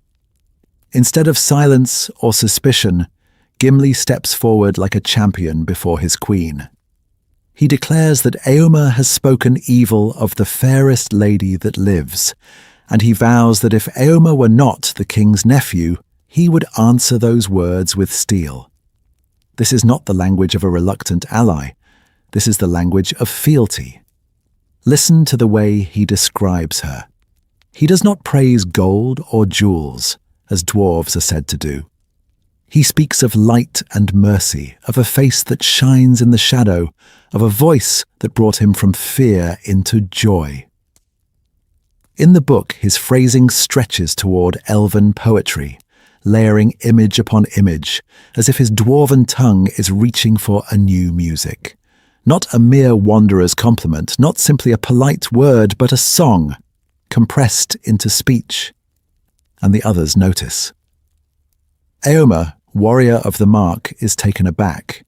He had expected a dwarf to mock elven grace, not defend it with such fierce courtesy. Legolas, who once watched Gimli with wary amusement, now smiles with something closer to pride, quick to stand beside his friend and match his praise. Aragorn, hearing this, offers no rebuke, only a quiet approval, as if he recognizes that in this defense of Galadriel, an ancient wound is beginning to close. Is this romance? Not in any simple sense. What awakens in Gimli is chivalric, almost spiritual. The devotion of a craftsman's heart to a beauty that is not made by hammer or chisel, but given as a gift beyond the circles of this world. He loves her as one might love a high star, unreachable yet guiding. In defending her, he is also defending the possibility that elves can be just, can be gracious, can see a dwarf and answer him with honor rather than contempt. He contradicts, in one breath, the tales he was raised on. All right, dim the lights, get comfortable, because from this point on, every road he walks with Legolas will carry that new note in it, a dwarf who has learned to sing of an elf. And in their next trials, we uncover how that song becomes not only friendship, but a quiet prophecy of what the fate of Middle-earth could be if old hatreds finally give way. Side by side in battle, Helm's Deep and the counting game. And almost before that new song has finished its first verse, the world forces it into a harsher key. Night, rain, stone. Helm's Deep rises like a last defiance against the shadow, its ancient walls crowded with the desperate, grey-cloaked men, a host of elves in the film's telling, and, almost comically small among them, a single dwarf tightening his axe belt. This is not a council hall or a golden wood now. This is the place where old tales either die or are rewritten under storm and torchlight. We journey into that chaos with them. The horns sound, the ladders rise, and the first wave crashes against the deeping wall. Legolas moves like a streak of pale fire along the battlements, arrows falling with unerring precision. Beside him, Gimli can barely see over the parapet, hearing the thud of bodies, the hiss of arrows, but catching only flickers of the enemy. It is absurd and it is deadly, and it's exactly here that their friendship takes on its strangest, most beautiful shape. Because in the roar of war, they begin to play. 1, Legolas calls, loosing an arrow. 2, another falls. Gimli snorts, hews down an uruk trying to scale the wall, and shouts his own tally, already turning slaughter into a shared game. What are they doing, counting kills while the fate of Middle-earth hangs in the balance? They are doing what soldiers have done for centuries, using humor as a shield, turning terror into something they can grasp, something they can argue about instead of merely endure. Watch how the camera lingers on their faces. This is not cold rivalry. When Gimli grumbles that he cannot see, there is no mockery in Legolas's answer, only concern and a quick, practical mind. He does not say, "Endure it." He says, "Shall I describe it to you? Or would you like me to find you a box?" The jest lands because it rests on trust. They have reached the point where an elf can tease a dwarf about his height, and the dwarf will answer with a growl and a grin, not an axe to the throat. And then comes the moment of surrender and faith. Gimli asks to be lifted to see over the wall. Think about that. A dwarf raised on tales of elven treachery, willingly putting his life into elven hands. Quite literally. Legolas does not hesitate. He hauls him up, perches him on the battlement like a child on a father's shoulders, and when the explosion tears the wall apart and Gimli vanishes into the melee, Legolas's composure shatters. His eyes search the ruin. His voice sharpens. The game pauses, and beneath it, we uncover the deeper story behind the story. Fear of losing a friend. When Gimli reappears, battered but exultant, the counting resumes with even fiercer joy. The numbers are no longer about pride alone. They are proof of survival, a way of saying, "You are still here beside me." By this age of their wanderings, Gimli does not see an abstract elf at his shoulder. He sees Legolas, the specific, infuriating, beloved companion whose arrows he trusts to guard his blind side. All right, dim the lights, get comfortable, because from this wall of rain and fire their road will only grow stranger. After Helm's Deep, we step together into a world where that private rivalry begins to reshape public history, and an impossible friendship starts to heal wounds, older than Rohan itself. Words in Fangorn.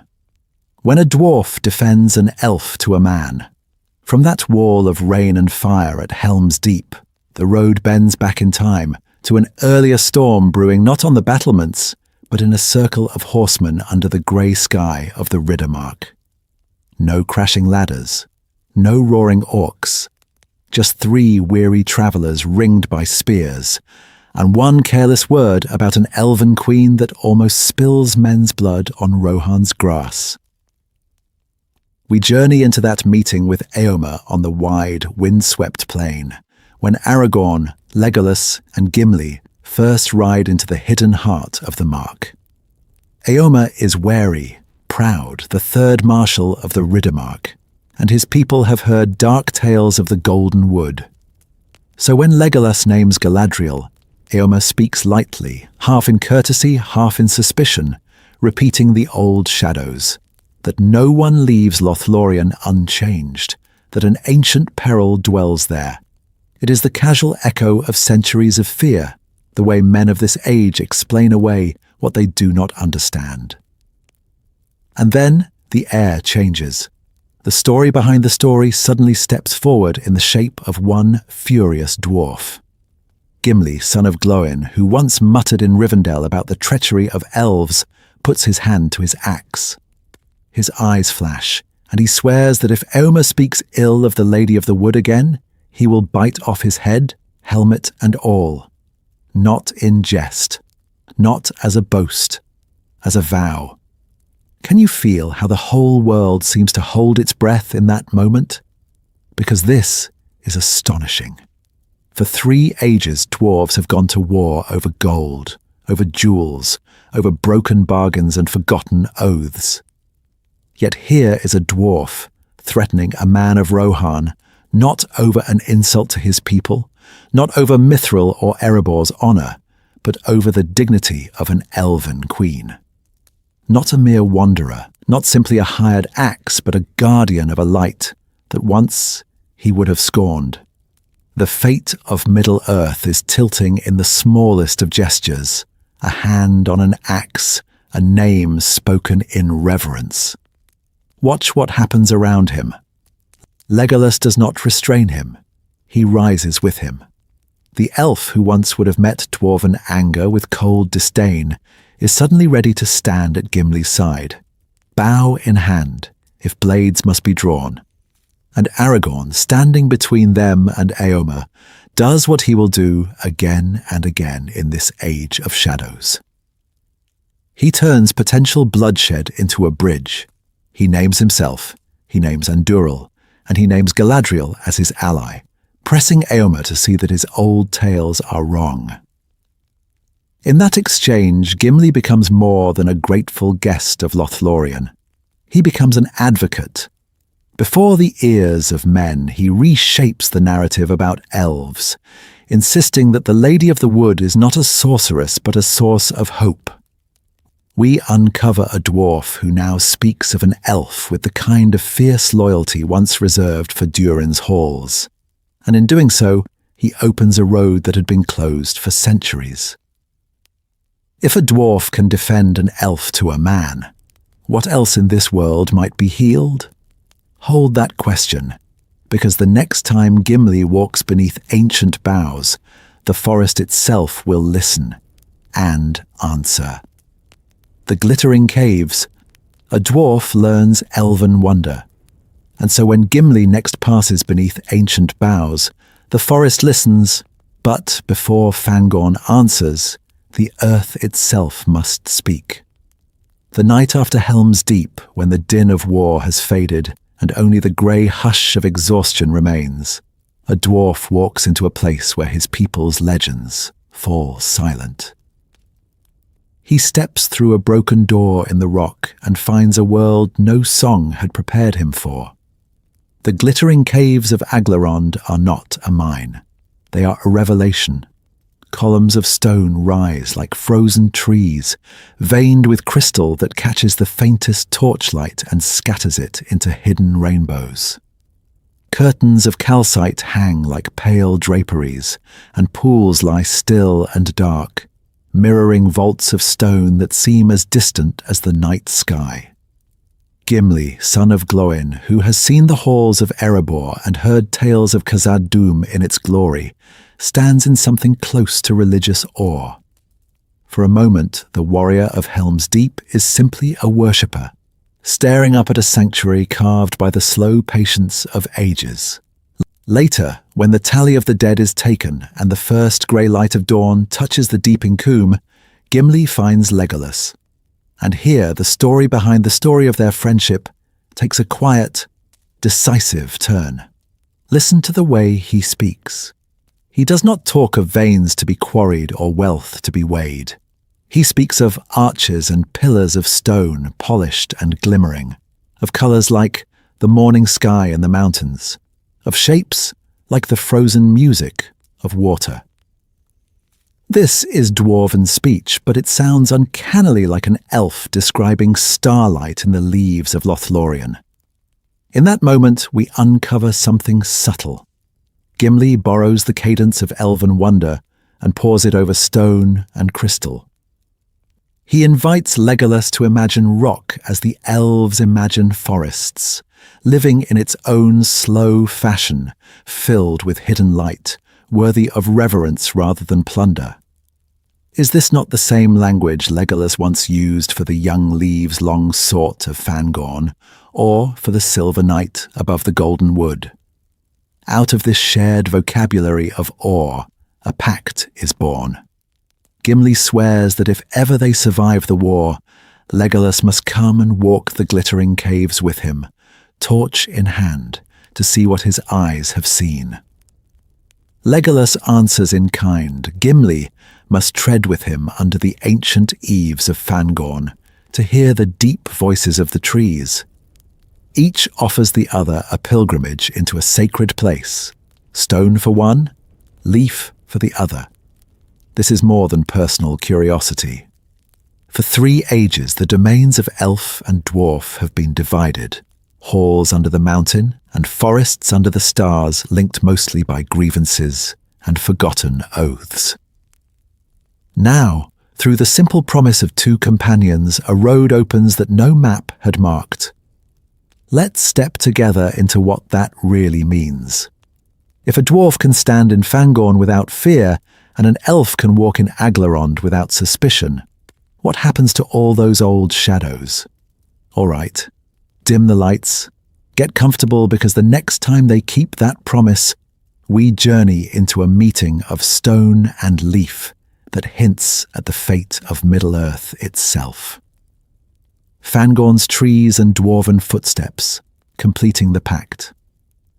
So when that promise is finally kept, it does not happen in a council hall or beneath a king's banner. It happens beneath leaves. In the quiet years after the War of the Ring, when the great battles have faded into tale and the roads grow safer, Legolas and Gimli do something almost no one had done in 3 ages. They visit each other's sacred places, simply because they said they would. We're told in the appendices that after Aragorn's coronation and the ordering of the realms, Legolas brings south a company of elves, and Gimli leads dwarves from the glittering caves. They dwell near Ithilien and Aglarond, healing lands that had once lain under shadow. But their wanderings do not end there. From those grey borders they range outward, and at last they turn toward Fangorn. Imagine that road. Stone-loving Gimli, whose people once delved Khazad-dûm and Erebor, now walking under a roof not made by hammer or chisel, but by living boughs. The trees of Fangorn are ancient beyond dwarven reckoning, older than Nogrod and Belagost, older than the halls where Thingol bargained over the Nauglamir. The air is thick, green, almost heavy. Roots twist like the ribs of the world. Above him, Entish voices murmur like distant thunder. And at his side moves Legolas, light-footed on the moss, not a jailer from Thranduil's dungeons now, but a guide. He names each tree as if it were kin. He listens when the forest falls silent. He knows this is a place where dwarves once would have been watched with suspicion. Axes and ancient grudges do not mix easily with old bark. Yet here he is, bringing a dwarf he loves into the heart of the wood. That is trust. That is vulnerability. Then the road bends the other way. Legolas descends into Aglarond, into the glittering caves behind Helm's Deep, keeping the other half of that pact.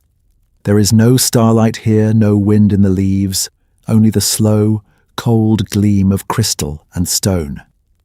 Yet, as Tolkien hints, the beauty is beyond all telling. Pillars like frozen music, veils of calcite that catch the faintest torchlight and turn it to fire. And now, Legolas must do what Gimli did in Fangorn.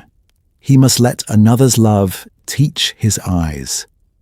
He walks where men once hid in fear, where war echoed in Helm's Deep, and he sees instead what a dwarf sees, the patient work of ages, water and rock in quiet partnership, a hidden splendor as living in its own way as any forest. In that moment, the elf of the greenwood recognizes a kinship of joy with the dwarf of the deep halls. These are not sightseeing trips. They are acts of rewriting. For 3 ages, the story behind the story between elves and dwarves had been Thingol and the smiths of Nogrod, the sack of Menegroth, Thranduil's prison cells, and the black gulf of Moria. Now, without trumpets, 2 friends walk into those old shadows and refuse to be ruled by them. All right, dim the lights, get comfortable, because in their quiet journeys we uncover something bold. If they can overwrite those tales, what happens when the sea calls and the last ships are readied? We journey into that final choice next. A dwarf in the west, Gimli's final voyage with Legolas. The sea is calling now, the wars are over, yet in the grey harbours of the world, one last choice waits that no dwarf in any age has ever faced. After Aragorn's long reign, when the king of the reunited kingdom finally lays down his life, the world tilts into a quieter, sadder age. The fellowship is broken by time, not by shadow. And in that hush, Tolkien tells us something almost in passing. Legolas Greenleaf, moved by the ancient sea longing that has haunted elven hearts for centuries, builds a ship in Ithilien and sails west. Not from some distant, hidden cove, but from the very lands he and Gimli helped to heal. And then comes the line that changes everything. We are told that with him went Gimli, son of Glóin, because of his love for Legolas and Galadriel. Not because of a summons, not because of a racial destiny, because of love. That single, quiet phrase is the story behind the story of all their wanderings together. This is not a normal departure. Elves sailing to the undying lands is an ancient pattern. The straight road, the grey ships, the long defeat drawing to its end. But dwarves? Their fate, as far as the wise know, lies elsewhere, in hidden halls prepared by Mahal, beyond even elven rumour. No dwarf is listed among the exiles returning to Valinor. No dwarf passes over the sea. Gimli's passage is an outright anomaly, an extraordinary exception carved against the grain of the world. So what does it mean that a dwarf is allowed onto an elven ship bound for the blessed realm? Many readers see in this a special grace, an unspoken decision by the Valar, or perhaps by Ilúvatar himself, bending the usual order for the sake of a heart transformed. Others read it as a sign that reverence and friendship can open doors even the ancient quarrels of 3 ages could not close. A dwarf who adored the Lady of the Golden Wood, who carried the memory of her hair like a star in his heart, is welcomed, not as a trespasser, but as a guest. And look at the arc it completes. Gimli begins as the heir to grievances. Erebor's anger at Thranduil, the forgotten blood debts of Nogrod and Doriath, all the grey tales of betrayal along the roads between elf and dwarf. He ends by quite literally entrusting his fate to an elf's ship, leaving Middle-earth behind in elven company. Not a hostage, not a prisoner in a Mirkwood cell, a willing companion on the last road. In Tolkien's quiet way, that final voyage is a declaration. Here, in one dwarf and one elf, the rift of ages is not erased, but it is pierced. Their friendship becomes a bridge strong enough that even the sundering sea cannot forbid it. And if that can happen once, we have to ask, what else in this world might be healed? Hold that image of the grey ship with its unlikely passenger, because next we'll trace how Tolkien planted the seeds of this ending in the very first sharp words between them. Why this friendship matters. Tolkien's theology of reconciliation. So when we watch that grey ship slide west with an elf and a dwarf standing together at the rail, we're not just seeing a touching epilogue, we are seeing Tolkien's theology in miniature, a quiet image of the world mended after long sundering. Because again and again in his legendarium, evil isolates and fractures, while the good, when they are truly good, draw scattered peoples back into fellowship. Think of how the shadow always works in these tales. Morgoth turns kin against kin in the First Age, poisoning the Oath of Feanor until it spills elven blood at Alqualonda and Menegroth. Sauron whispers lies that set Númenor against the Valar and against the very memory of the elves. Pride, fear, and suspicion peel races apart, age after age, until every road between them seems broken. And yet, woven through those same centuries, we uncover a countercurrent. Alliances forged, broken, and painstakingly reforged as light pushes back against division. Gimli and Legolas are one bright thread in that tapestry. Their friendship is not a denial of history, it is a decision made inside it. The Noglamir, Thingol's death, the sack of Doriath, the bitter quarrels of Eregion and Khazad-dûm, Thranduil's dungeons and Thorin's wounded pride, none of that vanishes. Gimli carries the echo of those wrongs, Legolas bears the memory of elven grief. And yet, standing before Galadriel in Lothlorien, they choose differently. Isn't that the story behind the story of their banter and their tally of orcs? That 2 heirs of ancient grievance refuse to let the past dictate the fate of Middle-earth. We can see the same pattern widening out. Gondor and Rohan, long estranged, ride once more under a common banner when Theoden answers the Red Arrow, and Aragorn comes to the Pelennor out of the grey ships. Men and hobbits who barely knew each other existed end with captains of the West bowing to 4 small shire folk.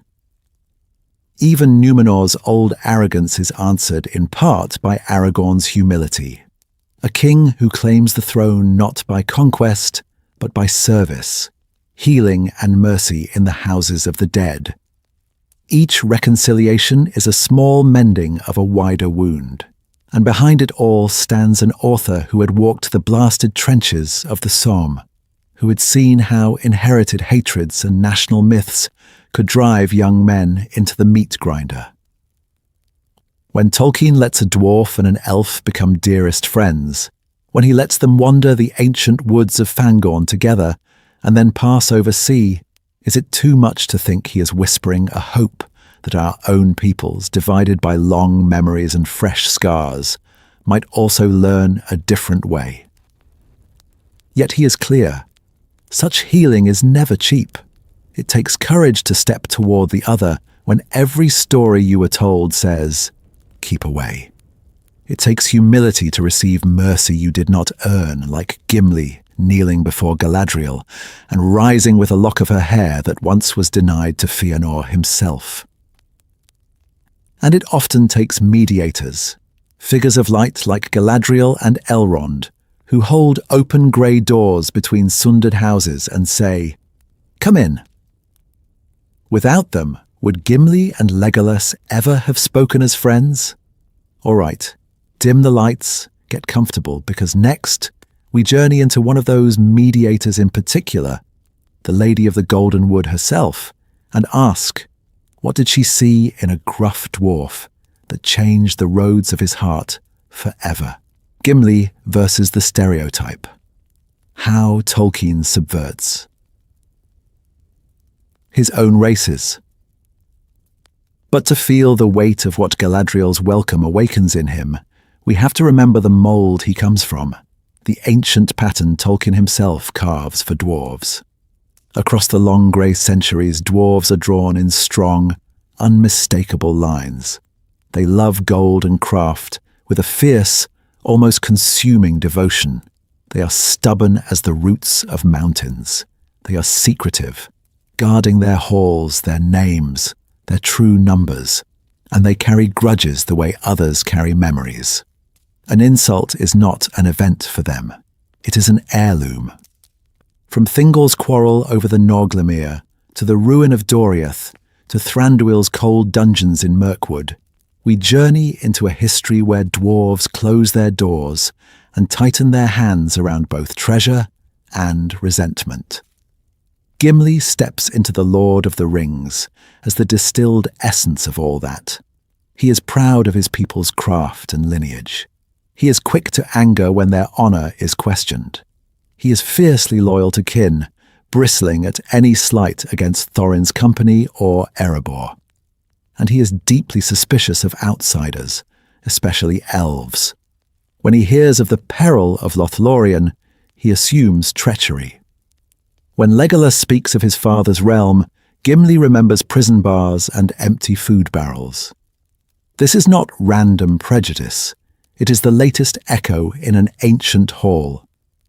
But here is where Tolkien begins to bend his own creation, because Gimli does not stay within those stone walls. In Lothlorien he is offered nothing of gold, no jewel, no weapon, no forged marvel of craft. He is offered light, trees, a lady's gaze, and he responds with wonder. Not a grudging nod, not a muttered concession, but overflowing praise for a beauty that cannot be mined or measured. When he asks Galadriel for a single strand of her hair and receives 3, we uncover a dwarf whose deepest desire is not possession, but remembrance, a pledge to honour what he has seen. Listen to how he speaks after that. His language becomes almost elvish in its music, poetic, reverent, filled with images of starlight and grey seas. This is the same dwarf who once spat suspicions at Elrond's council fire. Now he revises his opinions aloud, admits he was wrong, defends elven honor before his own people. How many dwarves in the ancient tales ever did that? Through Gimli, Tolkien complicates the easy reading of dwarves as merely greedy or small-minded. The love of craft becomes in him a love of beauty wherever it is found. The famous stubbornness becomes moral tenacity, a refusal to let old hatred rule the fate of Middle-earth. He is still every inch a dwarf, but he is also unexpectedly noble, a vessel for grace. And because he begins so firmly inside the stereotype, his friendship with Legolas feels earned, not sentimental.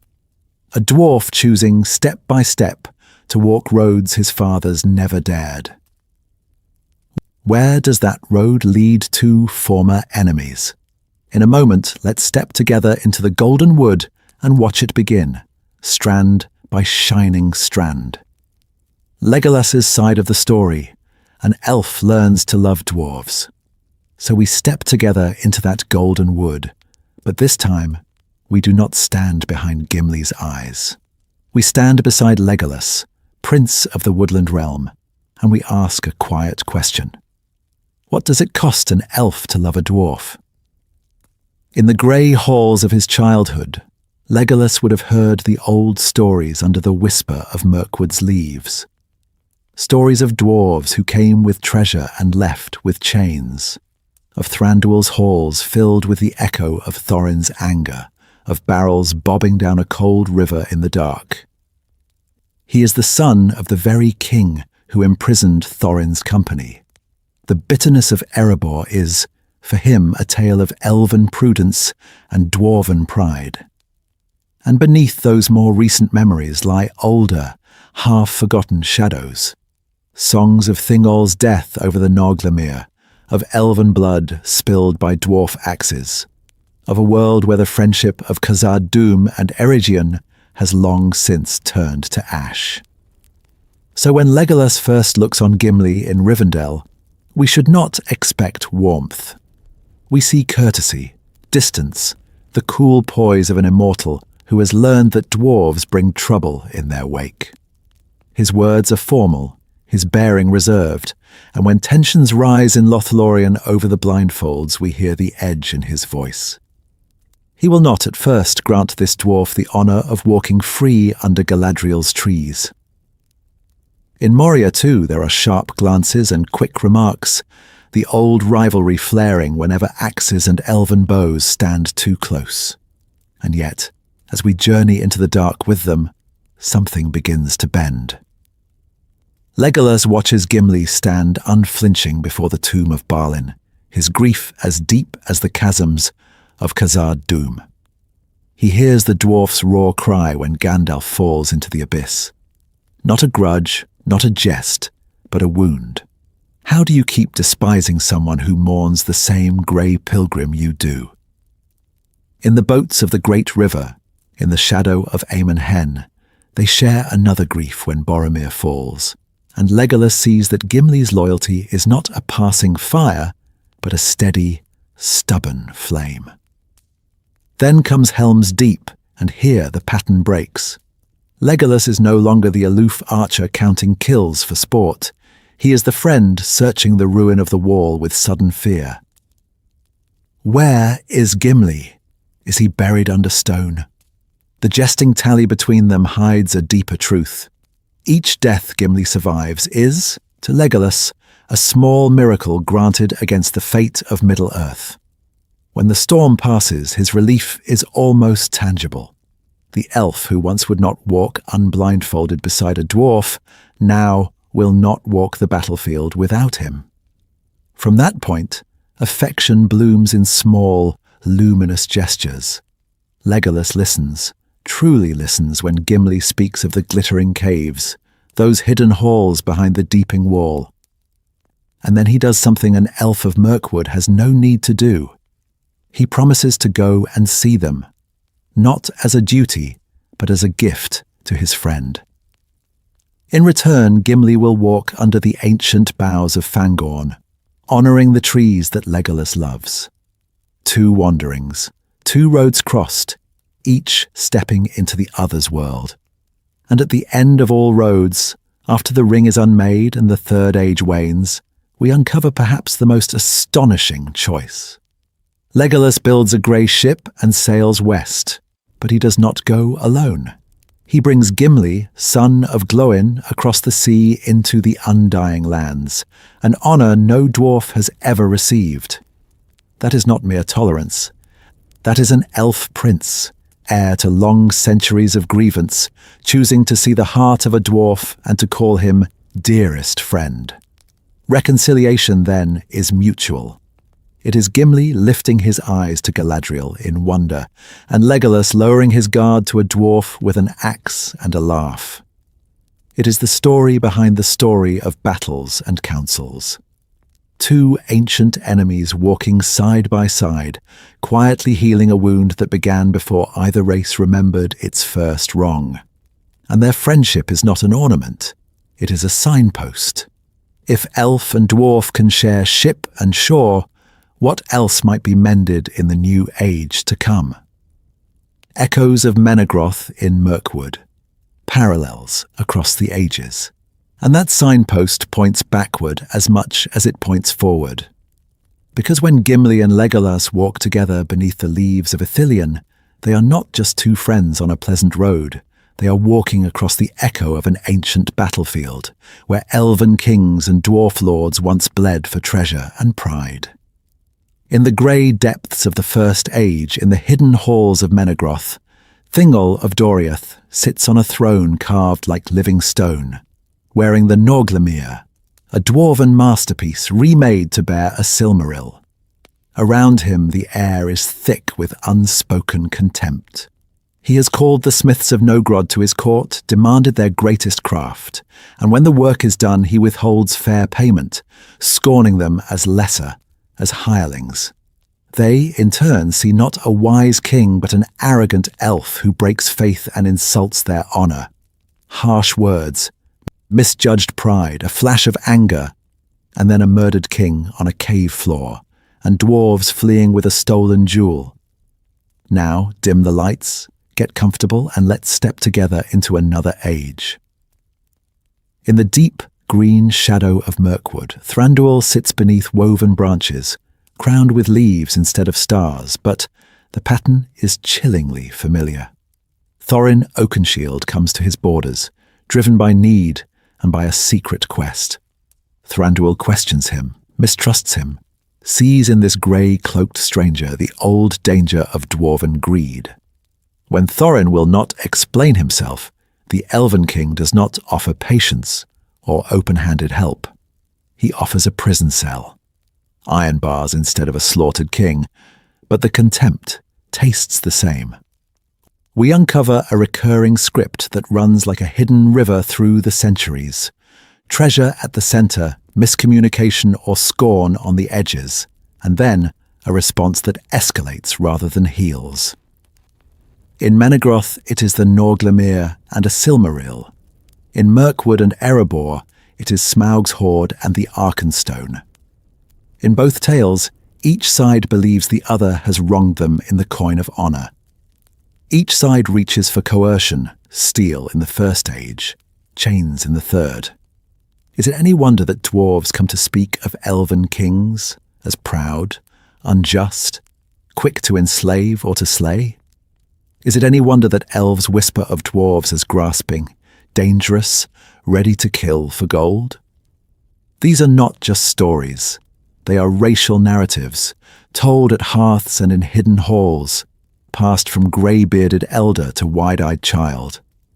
By the time Gimli is born in the Lonely Mountain, the tale of Thranduil's dungeons has joined the older, darker memory of Thingol's fall, until Elf King and unfair jailer feel almost the same. And yet, when we journey into the Fellowship, something astonishing happens. At Parth Galen, Gimli does not seize the ring or Galadriel's gifts. At Helm's Deep, Legolas does not abandon the dwarves to their fate. they refuse the script. Instead of hoarding, Gimli offers his axe and his loyalty. Instead of suspicion, Legolas offers trust, and, at last, a ship to the west shared with a dwarf. Tolkien layers these parallels with care so that when this friendship blooms, it feels like more than personal affection. It feels like the breaking of a generational curse, the story behind the story of Menegroth and Mirkwood finally rewritten. And in the next part, we'll trace how a single moment in Lothlorien, 3 strands of hair in a dwarf's hands, turns that break from symbol into living surreality. The weight of stories, inherited hatred and moral responsibility. Gimli walks out of Lothlorien with 3 strands of hair in his hands. But what he's really carrying is a broken chain. Because what Tolkien is exploring here is not just a dwarf changing his mind about elves. It is the weight of stories, ancient, grey and heavy, that a people hands down across the centuries. Inherited hatred in Middle-earth is not a passing grudge or a personal dislike. It is a tapestry of songs, laments, drinking tales, and carved memorials in which one people's pain is endlessly retold until it hardens into identity. The dwarves of Nogrod slain after the Noglamir, Thingol murdered in his own hall, elven blades in dwarven backs, dwarven axes in elven kings. These are not events to Gimli's folk. They are the story behind the story of who elves are. When we journey into his first sharp words in Rivendell, we are hearing the echo of Menegroth and Mirkwood, not merely the temper of one dwarf. And from Gimli's point of view, this loyalty is reasonable. He is the son of Glóin, who sat in Thranduil's cells and remembered every slight from the Hobbit as a living wound. Erebor has its own verses about the Elven King's halls, about treasure withheld and pride unbent. To respect his father, to honour the dead of Nogrod and Khazad-dûm, is to keep those stories alive. How could he simply lay them down because Elrond's house is pleasant and the food is good? In his mind, suspicion is not malice, it is faithfulness. But Tolkien quietly presses a moral question on us. At what point does faithfulness to ancestral pain become an excuse for injustice in the present? When Gimli meets Legolas, this is not the elves in the abstract. This is one person with his own griefs and loyalties, also shaped by tales of dwarven greed and bloodshed. When Gimli snaps, when he bristles in Lorien, he stands at a crossroads we all know. Do we let the dead dictate our treatment of the living? Gimli's greatness is that he does not solve this by amnesia. He never pretends the dwarves were not wronged, never claims that Menegroth and Doriath and Mirkwood were illusions. Instead, he allows new encounters to revise the story he lives by. Galadriel looks into his heart and answers not with scorn, but with honour. Legolas walks the same roads of danger at his side, and for the first time, dwarven memory has to make room for mercy. All right, dim the lights, get comfortable, because this is where Tolkien's fantasy quietly turns toward us. What have we inherited from families, nations, cultures that tells us who is enemy and who is friend? Which songs do we keep singing without ever asking if they are still true? When we uncover Gimli's change of heart, we are really watching a choice to receive the past, but not be ruled by it, to decide what we will and will not pass on. And the real test of that choice comes not in a golden wood, but on a dark road ahead, when loyalty to old stories collides with a new oath of friendship. A tale within the tale, how Gimli's arc reshapes the Lord of the Rings, and that dark road runs straight through the great councils and battlefields of the Lord of the Rings. When we return to the Council of Elrond with all this in mind, the room feels different. Gimli is not just the gruff comic relief smashing a ring on the table. He is the heir of Nogrod and Erebor and Khazad-dûm, carrying in his anger the weight of 3 ages of betrayal. When he snaps at Legolas about Gollum and the Woodland Realm, we hear more than a quarrel. We hear the echo of Thingol and Thranduil, of unpaid debts and grey prison cells beneath Mirkwood. And yet, in that same council, something new is born. Elrond does not simply assemble a band of representatives, he forges a living answer to ancient division. The Fellowship is not a random party, it is a pattern. Elf beside dwarf, man beside halfling, the old wounds of the world forced to share the same road. Gimli's suspicion is not just character colour here, it is the tension that makes the experiment meaningful. If he can change, anyone can. All right, dim the lights, get comfortable. Let's step together into the golden shadow of Lothlorien and watch that experiment reach its breaking point. By every old story, this is where Gimli should harden.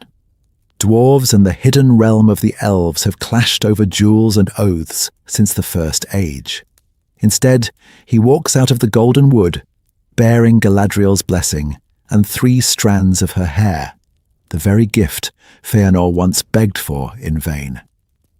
In that quiet exchange, we uncover the story behind the story. An ancient curse of pride begins to unwind, not with trumpets, but with courtesy, humility, and awe. From that moment on, notice where Tolkien keeps placing him. At Helm's Deep, Gimli fights in the Fortress of Men, counting kills with an elf at his side, while the world of Rohan watches.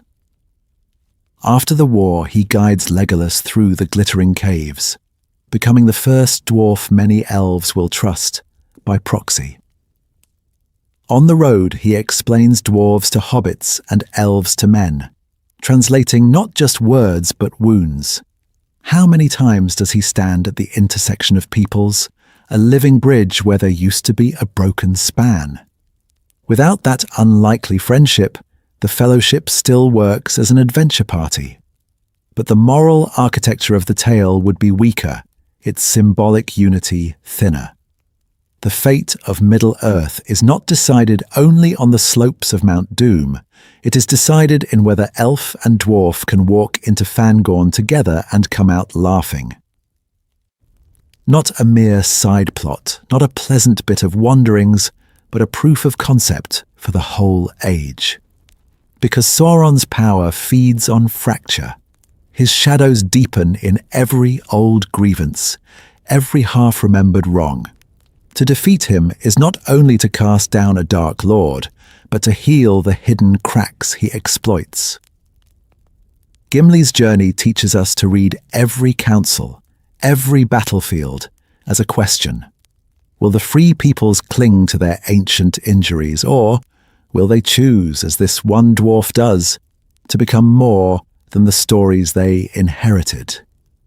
And that choice will matter most in one of the darkest, quietest moments ahead.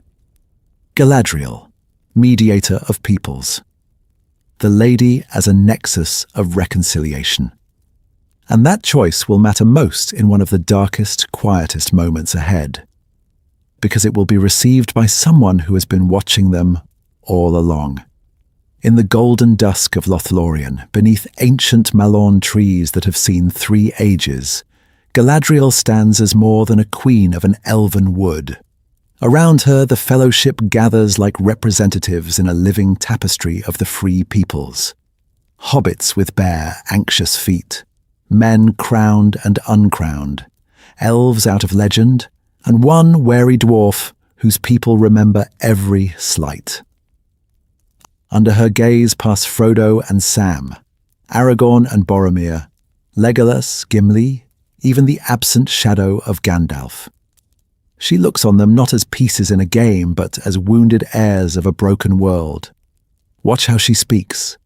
To Frodo she offers not comfort, but clarity, revealing the terrible weight of the ring, and then placing in his hand the phial, a captured star in a small glass, light for roads no map can show. To Sam, She blesses his plain gardener's heart with earth of her own garden, a promise that even after war, something green may grow again. To Aragorn she gives the sheath for Anduril and the Elisar stone, not as trinkets, but as a quiet coronation before any crown of Gondor exists. To Boromir she offers no gift we can name, only a searching look that lays bare the hidden crack in his courage. Is it flattery? No. It is diagnosis and blessing, spoken exactly to each one's need. All right, dim the lights, get comfortable. Let's step together into the moment when that same gaze turns toward the one who least expects grace. Gimli, son of Glóin, stands before her, carrying centuries of dwarf memory. The murder of Thingol, the sack of Menegroth, elven blades in dwarven halls, Thranduil's cold prisons and colder words. He expects scorn. Instead, Galadriel names his worth. She lifts from him, in a single sentence, the grey shadow of old quarrels and declares that no shadow of grudges lies between them. Then comes the pattern break in the story behind the story. When invited to name his gift, this dwarf who mistrusts elves asks for a strand of her hair. Here we journey into deep legend. Fëanor, greatest of the Noldor, once begged 3 times for such a gift, and was refused. To Gimli she gives not 1 strand, but 3, shining like captured light of the 2 trees, to set in crystal. Her generosity to him is of a piece with her other gifts: star glass, green earth, royal stone, each a seed that will later bear fruit in the fate of Middle-earth. The fire blazing in Shelob's dark, Aragorn revealed as king, Gimli becoming the most unexpected champion of elven beauty. Tolkien positions Galadriel here as a spiritual hinge, a mediator of peoples who bears in herself the weight of ancient elven guilt, and yet chooses to bless where her house once cursed. In healing this one dwarf's heart, she quietly begins to heal the long war between their kind. And Gimli's transformation, from suspicion to reverence, from insult to advocacy, may be her most hidden, enduring work. Because what begins in that grey wood will not end there. From axes to oaths, the language of honour in Gimli's journey. Because what begins in that grey wood will not end there. It will follow Gimli over mountain and plain, reshaping the very language by which he understands himself. At first, that language is simple, hard-edged and narrow. He is a dwarf of Erebor, son of Glóin, heir to grudges that reach back into the shadowed centuries. An insult to his people is an insult to his axe. And he is very ready to answer. We see it immediately in Rivendell. When talk touches on Thranduil and the old imprisonment of Thorin's company, Gimli stiffens. His honour is clan-bound, ringed with iron. He speaks as a representative of Durin's folk, quick to recall every slight, measuring worth in gold repaid and shames remembered. Not a mere individual, not just a companion on the road, but a living ledger of dwarven reputation. Cross that line and steel will answer. So when Éomer speaks rashly of Galadriel on the plains of Rohan, what happens? Gimli's old code flares. He does not weigh politics or prudence. He reaches for his axe and declares that had Éomer not spoken more fairly, I would have slain you. Once, that threat would have risen from wounded dwarven pride alone. Now, something has shifted. The one he defends is not his kin, not his people, but an elf lady in a distant, ancient wood. Here we uncover the story behind the story of his honour. In Lothlórien, he did not only receive a gift, he received a new centre of gravity. From that point on, his oaths begin to widen. He swears by the Lady of the Wood. He binds himself to Aragorn's cause, not just as a hired axe, but as a sworn companion whose fate is willingly tied to the fate of Middle-earth. His words stretch beyond clan and cavern, reaching toward a larger, more generous loyalty. Watch how his promises change. With Legolas, he forges a quiet pact. After the war, each will visit the other's beloved realm, Fangorn for the elf, the glittering caves for the dwarf. It is a small scene, almost a passing remark, but it is a revolution. Honor, once a wall between their kind, becomes a bridge. An oath is no longer a boundary line to be defended with blood. It is a road along which two former enemies will walk together. And for the rest of his wanderings, that pattern holds. His threats grow rarer, but when they come, they are no longer about wounded ego. They are about justice, about respect for those he loves. Aragorn, Galadriel, Legolas. Dim the lights, get comfortable, and notice how often his fierce words now guard elven honor rather than attack it. That is not a dwarf who has abandoned his code. That is a dwarf whose code has been healed. In Gimli, Tolkien lets us journey into a forgotten possibility, that ancient honor, rightly ordered, can end feuds instead of renewing them. What if the same fire that once fueled revenge could be turned toward protection and reconciliation? In the next part, we'll step together into what that means, not just for one dwarf and one elf, but for the long war between their peoples. The invisible victory. What changed in Middle-earth because Gimli changed not with a battle cry, not with a dragon's horde, but with a dwarf and an elf walking side by side. Something in Middle-earth quietly shifts. When Gimli becomes lord of the glittering caves, the change is not only geological, it is historical. Think of it. A dwarf lord dwelling under the very mountains that look down on Gondor, his people working openly in the realm of men. The same hands that once shut their gates in fear now carve new gates for the houses of the dead, shape the white walls of Minas Tirith, and strengthen the ancient roads that bind the reunited kingdom. For the first time since the grey days of Eregion and Khazad-dûm, dwarven craft and the kingdoms of men move in harmony, not in uneasy contract.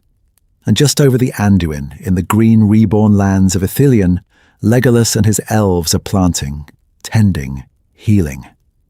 So you have this strange, almost hidden symmetry. In the west, beneath stone, a dwarf lord restoring halls of beauty.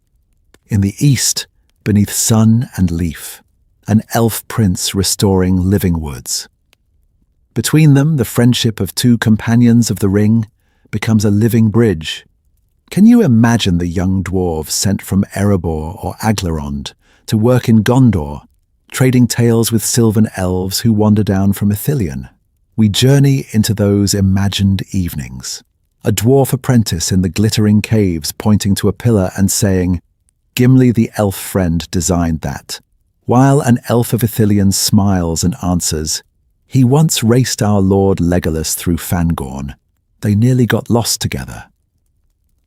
In a world where for centuries the only shared stories were of Thingol's slaying and the sack of Doriath, of broken oaths and stolen jewels, that new laughter changes the air, because stories travel faster than armies. The tale of a dwarf who received 3 hairs from Galadriel, where even Fëanor was denied one, cannot help but become the story behind the story that elven children in Ithilien whisper to one another.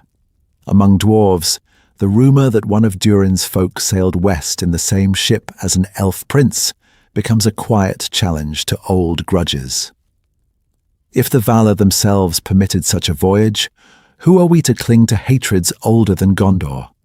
Do the ancient wrongs vanish? No. The ruin of Nogrod, the fall of Menegroth, the betrayal in the Second Age still lie like buried axes under the soil of memory. But now, when an old dwarf growls about elven treachery, there is another tale to answer him.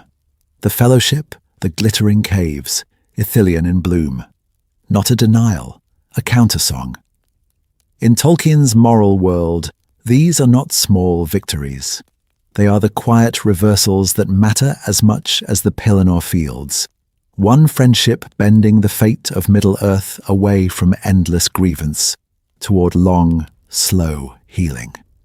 But what happens when that friendship itself becomes legend, half remembered and half believed? In the next part, we uncover how the memory of Gimli and Legolas might fade, fracture, or endure, and what that means for the ages still to come. Reading the texts. Where Tolkien hides. This story, legends blur at the edges, names turn to echoes. When that happens, the only way to test a story is to go back to the words themselves. If Gimli and Legolas risk becoming a half-remembered rumour in the grey mists of the Third Age, then this is where we steady the memory, in Tolkien's own pages. So where do we journey into the written trail of this friendship and the ancient feud it heals? First, we return to the Lord of the Rings. In the Fellowship of the Ring, the chapter, A Journey in the Dark, gives us our earliest, sharpest glimpse of Gimli's wariness. His reverence for Khazad-dûm, his stiff pride under Legolas's comments, the way old grievances flicker beneath a few brief lines. Then in Lothlorien and The Mirror of Galadriel, watch the tone change, almost imperceptibly at first. A bowed head, a spoken courtesy, a single, audacious request. If you only remember one scene, let it be that one. Gimli, asking for a strand of Galadriel's hair. The gift itself happens in the Mirror of Galadriel, but the shadow behind it lies outside the Lord of the Rings. To feel its full weight, we uncover the deeper legend in the Silmarillion and Unfinished Tales. There, Tolkien hints at the story behind the story. Feanor, greatest of the Noldor, begged Galadriel 3 times for a lock of her hair and was refused, his pride and possessiveness already poisoning the fate of Middle-earth. Tolkien never prints the full tale in the main narratives, but in his letters, especially letter 246, he explains that Gimli's request is the quiet inversion of Feanor's. Not a demand of mastery, not a trophy of craft, but an act of reverent love and trust between enemies of 3 ages. 3 hairs where Feanor received none. Do we see now why Galadriel smiles? To trace the older wounds behind that smile, we have to leave the Third Age. In the Silmarillion, read the chapters on Thingol, the Norglemir, and the ruin of Doriath. Dwarves slaying an elven king over payment, elves massacring dwarves in revenge. In those few, almost terse pages, the first great blood debt between the houses is written. Then, in the Second Age, look to the tales of Eregion and Khazad-dûm, and in Unfinished Tales for the forging of the Rings of Power. There you'll glimpse friendship and craft, and the grey shadow of betrayal that follows. Come back, then, to The Hobbit.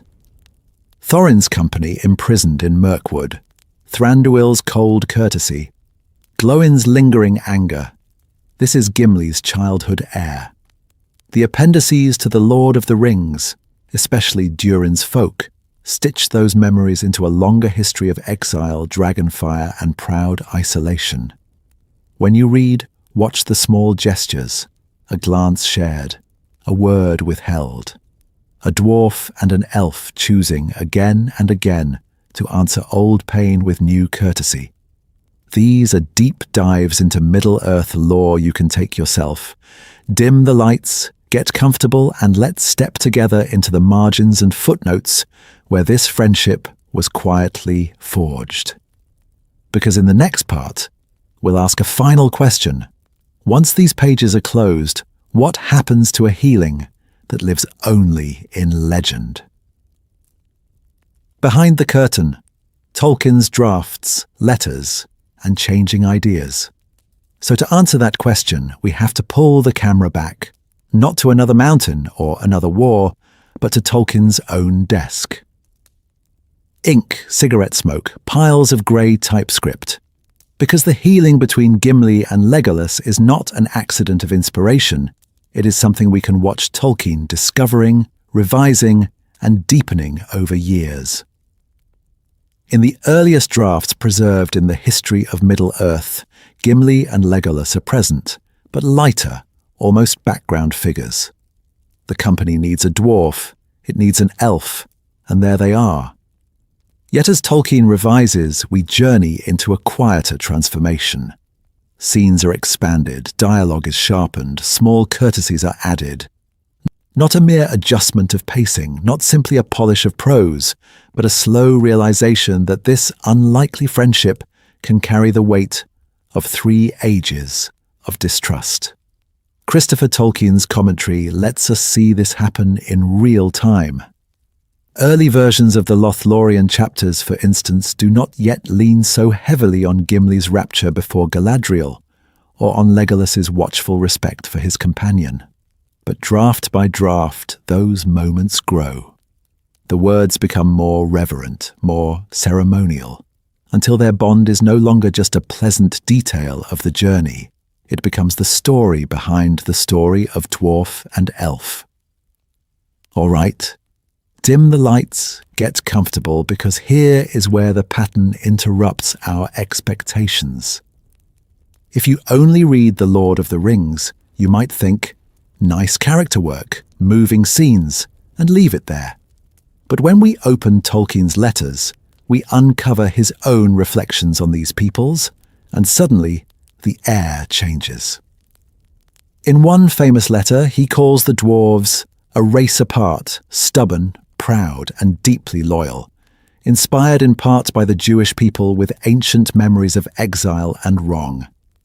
Elsewhere, he speaks of the elves as both perilous and noble, caught in a long defeat against the shadow of time.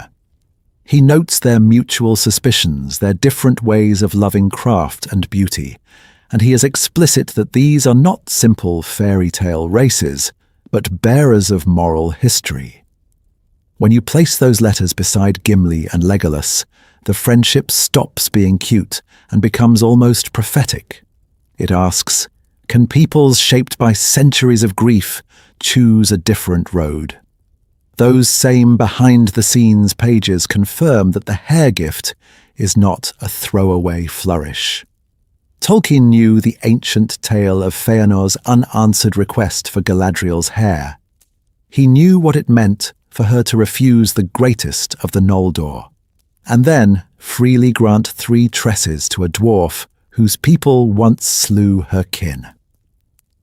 Likewise, Legolas and Gimli's final voyage west is not just a sentimental epilogue.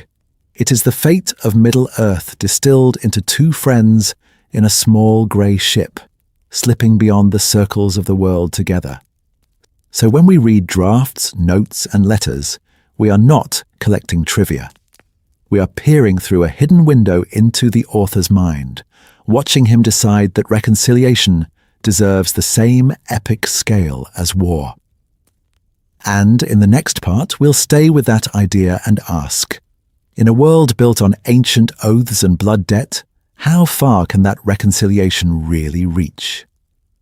From page to screen, Gimli, Legolas, and adaptation choices. So when we turn from Tolkien's notes to the glow of the cinema screen, we're not just changing mediums, we're changing how that reconciliation is allowed to breathe. On the page, much of Gimli's journey happens in glances, in a single line of praise, in a silence that suddenly isn't hostile anymore. On film, it has to live in motion, in steel, in shouted challenges over the roar of battle. Peter Jackson leans into that, and he leans into it hard. From the wars of Helm's Deep to the fields of Pelennor, the rivalry between Gimli and Legolas becomes a rhythm the audience can tap their feet to. 1, 2, 3 arrows. 1, 2, 3 axe strokes. That still only counts as 1. It's funny, yes, but it's also a visual shorthand. Enemies by tradition, becoming brothers in arms, measuring their worth not against each other's people, but against the shadow pressing in on all of them. We journey into that running gag again and again, because it reassures us. They are still side by side. In the book, the transformation is quieter, almost hidden. There is no tally of slain orcs in the text, no running joke to pull us along. Instead, we uncover change in things like Gimli's careful words about Galadriel in the dark of Moria, or his hushed description of Lothlorien as fair and perilous. Tolkien gives us a sentence, then lets centuries of grievance hang behind it. Not a spectacle, an interior turning. That difference becomes stark at Helm's Deep. In the novel, no elven host marches from the ancient woods to stand with Theoden. The Rohirrim, with a few Grey Company wanderings later on, must weather the storm alone. On screen, though, the arrival of Haldir's company, cloaks grey in the rain, is a deliberate invention. It is the story behind the story made visible. Elves and men renewing alliance, dwarves and elves sharing a wall, the fate of Middle-earth distilled into a single, impossible shot of ancient enmities facing the same dark. Some things, however, Jackson wisely refuses to discard. Galadriel's hair gift remains, though it passes quickly, almost like a secret the film doesn't have time to explain. We are told it is a rare honor. Only readers who know Feanor's ancient, prideful longing will feel the full shock. Likewise, the pact of the glittering caves and Fangorn survives in a brief, tender exchange. Legolas will walk beneath living boughs with his friend, and Gimli will wander halls of stone, each vowing to see the other's wonder. All right, dim the lights. Get comfortable for a moment. When we do deep dives into Middle-earth lore, it can be tempting to declare one version right. But here, both are doing different kinds of work. The films dramatize the friendship, carve it into our memory with jokes and battles. The books give it ancient roots, hidden symbolism, and a weight that stretches back through forgotten ages. And in the next part, we'll ask, what does it mean that this one dwarf and one elf may carry the healing of 3 ages on their shoulders? Why Gimli's story feels so human. Grudges, surprises, and chosen kinship. So when we say that this one dwarf and one elf may carry the healing of 3 ages on their shoulders, we are not only speaking about ancient curses and forgotten jewels. We are speaking about something we all know, in our own quieter way. Because long before any of us meet a person from that group, that nation, that family, we are handed a story. In many homes, those stories arrive early. Perhaps it is a grandparent at the table remembering a war. Perhaps it is a parent nursing an old betrayal from another community, another city, another faith. Those people can't be trusted. They're all proud. They never helped us when it mattered. The words settle in like grey dust, and by the time we ever meet someone from that world, a shape is already waiting in our minds. We journey into most encounters half-decided, don't we? Gimli walks into Rivendell like that. He is not just Glóin's son. He is the heir of Erebor's grievances, of prison cells in Thranduil's halls, of songs about elven arrogance echoing in stone chambers. The elves are already guilty in his imagination long before he sees Galadriel's face. And then, in Lothlorien, the story behind the story breaks open. He expects scorn. He expects that cool, ancient elven gaze to pass over him as something lesser. Instead, Galadriel looks into his heart and names not his people's grudges, but his own courage and courtesy. She offers him grace, not accusation. That moment, that gift of her hair, is more than a beautiful gesture from an immortal queen. It is the shock many of us have felt when one encounter shatters a stereotype we have carried for years. Have you ever walked away from a single conversation and thought, quietly, I was wrong about them? From that wound and wonder grows something even stranger. Chosen kinship. Not blood, not shared language, not matching histories, but a bond freely formed across a divide that once seemed fixed. Gimli and Legolas begin as wary allies, standing on opposite banks of 3 ages of conflict. Yet battle by battle, jest by jest, they move toward each other until the words elf and dwarf fall away and only friend remains. Not a mere truce and not simply a partnership, but a brotherhood they choose, again and again. And we love them for it. Part of why their companionship glows so brightly in the shadow of war is that it touches a hope we rarely say aloud, that enemies can become brothers, that inherited suspicion is not the final fate of our world. Their wanderings through Fangorn, their promise to visit glittering caves and grey seas together, feel like a quiet prophecy that the old roads of hatred are not the only roads we must walk. All right, dim the lights, get comfortable for a moment, and let's step together into our own age. Where are you still carrying someone else's story about those people? What would it take in your life to let a new story in? One conversation, one act of unexpected kindness, one Galadriel-like gaze that sees you truly. Because as we uncover the next turns in Gimli's path, we'll see that this choice to welcome a new story does not remain small. It ripples outward, touching realms and rulers who have forgotten how to trust. The long view.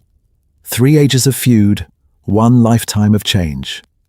So when we zoom out now, we can see just how far that single new story has to travel.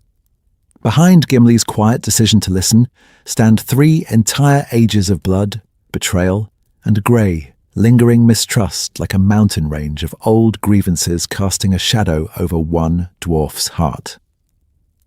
In the first age, long before Gimli, there is Thingol of Doriath and the Norglimir, the jeweled necklace that will become a kind of curse.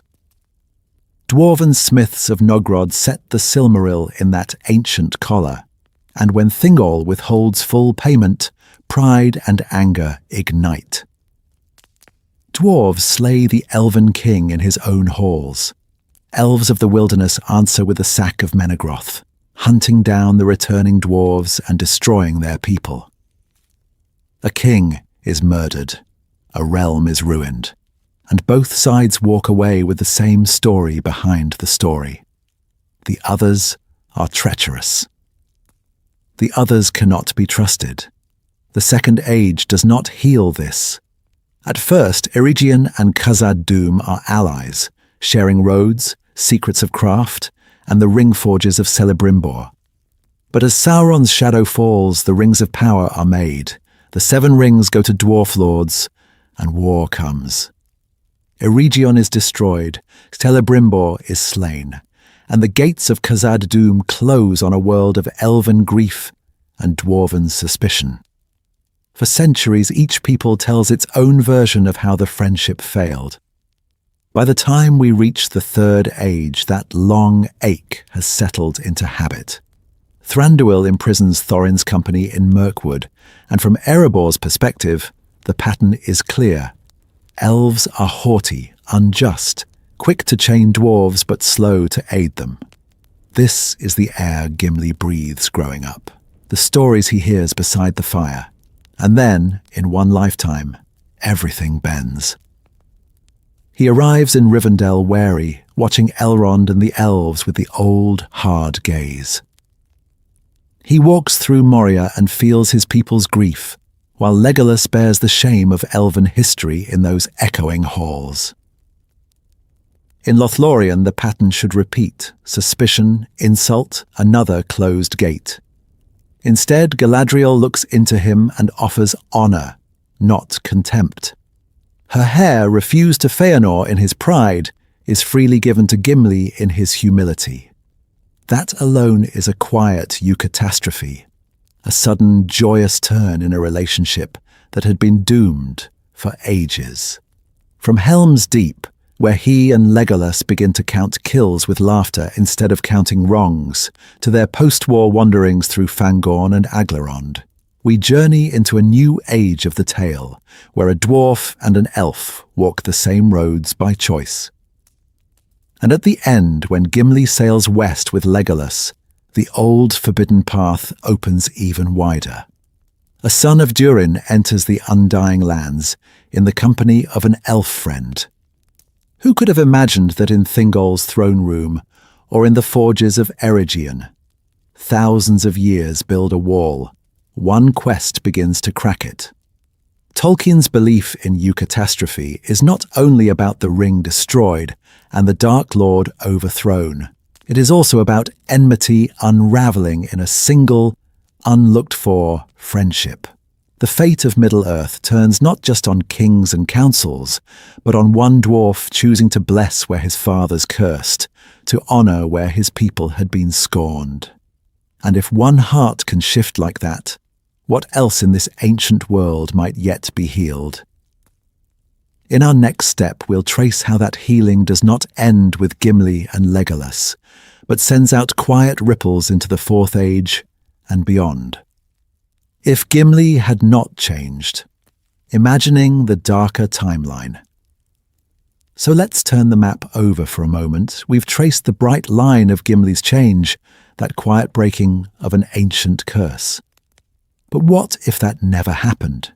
What if the son of Glóin held the old hatred so tightly that not even the Lady of the Golden Wood could loosen his grip? Imagine the Fellowship stumbling out of Moria, Gandalf gone, the air still echoing with the Balrog's roar. Grief hangs over them like a grey shroud. Aragorn urges them toward Lothlórien, towards safety and healing. And there, at the very edge of the Golden Wood, Gimli stops. He refuses. He remembers Erebor's anger at Thranduil, the prison cells of Mirkwood, the long tales of elven pride and dwarven chains. He will not walk under elven leaves. In the tale we know that resistance softens. In this darker thread of the story behind the story, it hardens. He speaks openly of Thingol and the Norglemir, of slain dwarves of Nogrod and elven vengeance, of treasure withheld and insults remembered across centuries. He spits the old words that elven fair is elven false. And when Galadriel stands before them, offering comfort, he does not bow in awe. He insults her. Not a jest, not a grumble under his breath, a public rejection of her welcome. The golden hall of Caras Galadon falls silent. Legolas flushes with shame and fury. The elven guards shift their spears. In that moment, the Fellowship does not feel like a fragile family holding together in the shadow of loss. It feels like a council on the brink of collapse. From there, every road grows rougher. Without that strange new bond between dwarf and elf, the strain after Gandalf's fall never truly eases. Aragorn must watch Legolas and Gimli with the wary eye of a captain separating feuding soldiers. At Parth Galen, when Boromir falls and the company shatters, how much trust is left to bind anyone together? Do Legolas and Gimli still choose the same path if they cannot bear to walk beside one another? And beyond the journey, look at what vanishes. No shared wanderings through Fangorn. No dwarf counting the trees while an elf learns to love the deep stone of the glittering caves. No pledge to visit Minas Tirith and Aglarond in turn. No quiet promise that one day, perhaps, they will sail into the west together. The hidden centuries of dwarf-elf grievance remain unhealed. Khazad-dûm and Doriath, Eregion and Erebor, all those ancient wounds simply keep bleeding. The fate of Middle-earth does not hinge on this alone, perhaps. The ring might still be destroyed, Sauron might still fall, but feel the texture of that victory. Smaller, colder, more in line with the long decline of the ages, where each triumph comes with a matching loss, where bridges are burned faster than they are built. All right, dim the lights, get comfortable again, because here we uncover something crucial. Tolkien's small character arcs are anything but small. One dwarf accepting one elf's grace quietly rewrites the emotional map of the Third Age. And if that thread were cut, how many other hidden reconciliations would never be imagined at all?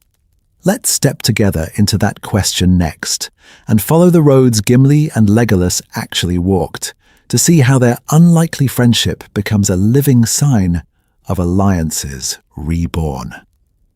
The story behind the story, how Gimli rewrites dwarven destiny.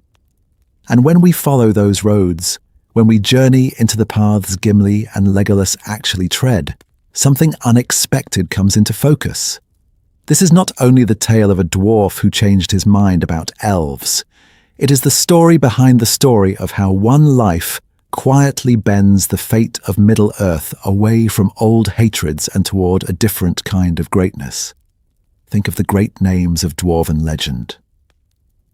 Durin the Deathless, who woke beneath the mountains and founded Khazad-dûm, carving out halls so vast that even elves spoke of them with awe. Thorin Oakenshield, who led a desperate company along forgotten roads to reclaim Erebor and its horde from Smaug. Balin, white-bearded and hopeful, returning to Moria to wrest it back from shadow and write a new chapter for his people. Their stories are tied to places, to thrones reclaimed, to treasure won or lost, to ancient mansions of stone. Gimli's achievement looks smaller at first glance. No dragon slain, no lost kingdom crowned with his name. Yet when we uncover what he actually does, we see that his work is not with gold and mithril, but with memories, reputations and wounds that go back 3 ages. Durin founded a city. Thorin rekindled a mountain realm. Gimli begins to rebuild something less tangible and, perhaps, harder: trust. Watch how his story turns after the War of the Ring. He does receive a realm of stone in a way worthy of any son of Durin, the glittering caves of Aglarond, whose beauty even Legolas cannot deny. But notice where this lordship sits.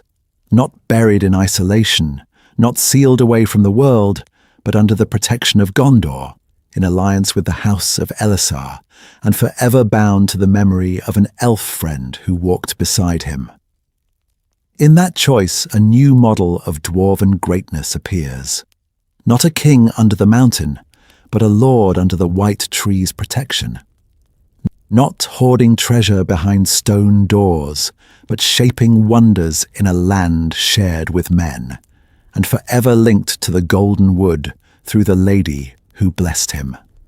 The dwarf of Erebor, who once spat Thranduil's name, now becomes the master of caverns praised by an elf of Mirkwood. That reversal is not an accident. It is a sign. And for the dwarves who come after, what will Gimli be? A warrior of Helm's Deep, yes. A companion of the Ringbearer, yes. But also a bridge builder, that rare, almost mythic figure in dwarven history, who walks unafraid into elven realms and returns with honor instead of blood debt. Can you imagine the tales told in the Fourth Age, in lamplit halls, of the dwarf who sailed west in friendship?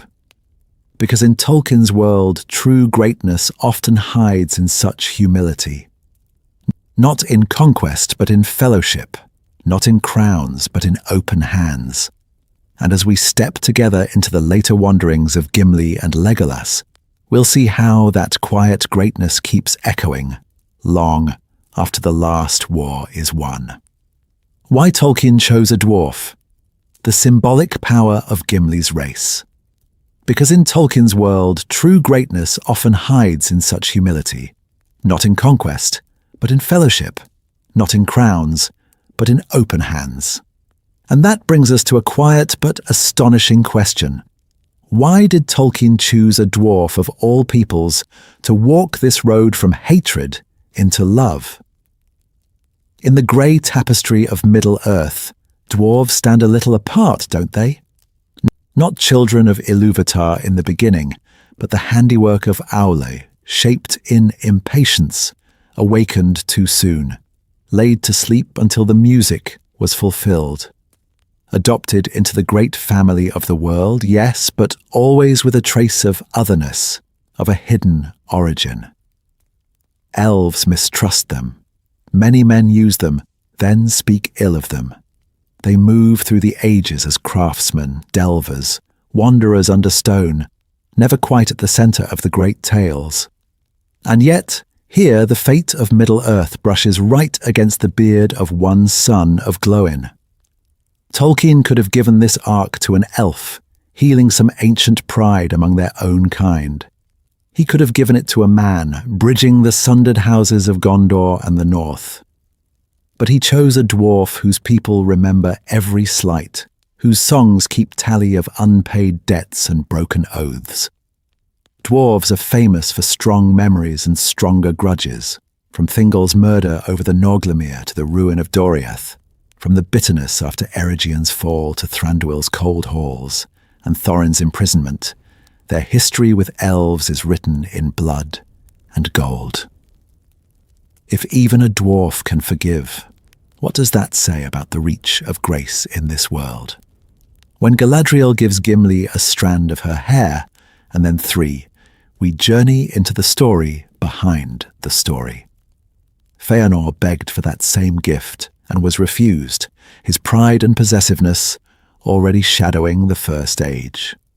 Now, an adopted child of Ilúvatar, from a race often dismissed as greedy and hard-hearted, receives what the greatest of the Noldor could not. And this is the one who will sail west. Not a high elf, not a Númenórean king, but a dwarf from the lonely mountain, carried over the sea into the undying lands. Does that not shout that reconciliation in Tolkien's legendarium is wider than lineage, wider than rank? In choosing Gimli, Tolkien avoids making healing an elven privilege, or a reward reserved for the tall and noble of men. The road of mercy reaches into the stony heart of Aula's children, into the deep places under mountains where old wrongs are nursed beside ancient treasures. Dim the lights, get comfortable for a moment, and feel the weight of that.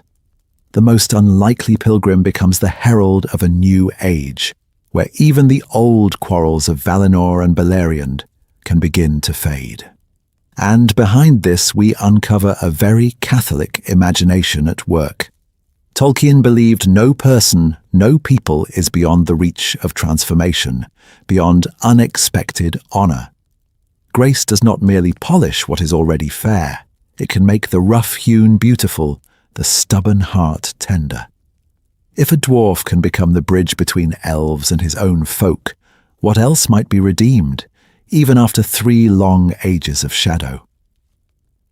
Hold that thought, because as we step together into the next part of Gimli's journey, we'll see that this was not an isolated moment, but the opening move in a far older, hidden reconciliation that began long before he was born, and is still not fully told.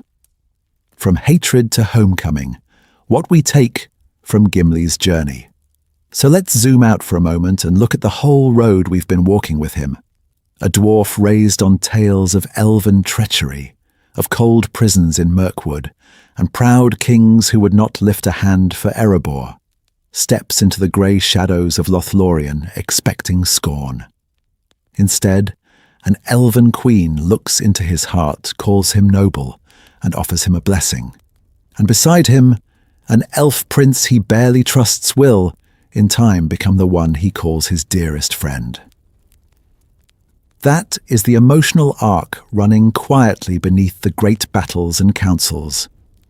From Rivendell to Moria, from the Golden Wood to Helm's Deep and the Pelennor, we journey into the war for the fate of Middle-earth. And somewhere in the background there is always this smaller, hidden drama. A dwarf and an elf standing a little closer each time.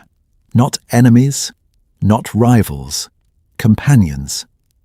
The story behind the story is that every time Gimli chooses loyalty over old grudges, Tolkien is whispering that love can cross even the most ancient divides. Think of how many scenes it touches. The two of them counting kills before the Black Gate. Gimli defending Galadriel's honor in Meduseld. Legolas willingly walking the dark roads of the glittering caves just because his friend loves them. None of this changes the outcome of a single battle on its own, and yet, without this growing trust, what sort of world would be left to inherit after the ring is destroyed? A world where the children of Ilúvatar still glare at each other across old wounds? Here is where it comes back to us. All of us inherit stories, family stories, national stories, quiet resentments passed down like heirlooms. We do not deal with them. They are not to be trusted. We remember what they did. Does any of that sound familiar? Gimli walks into Lothlorien carrying centuries of that weight. He walks out carrying a single strand of Galadriel's hair and a blessing that undoes an ancient curse of pride. What inherited narratives are we still carrying that might crack if we let ourselves be surprised by someone on the other side? From shadow into light.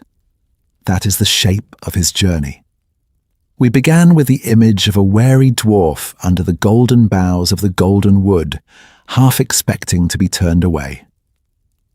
We end with a dwarf, old and honoured, sailing west across the grey sea in the company of elves, granted a grace no other of his people ever knew. That is not just a change of opinion. That is a homecoming. And in between those images lies a single, quiet act of courage.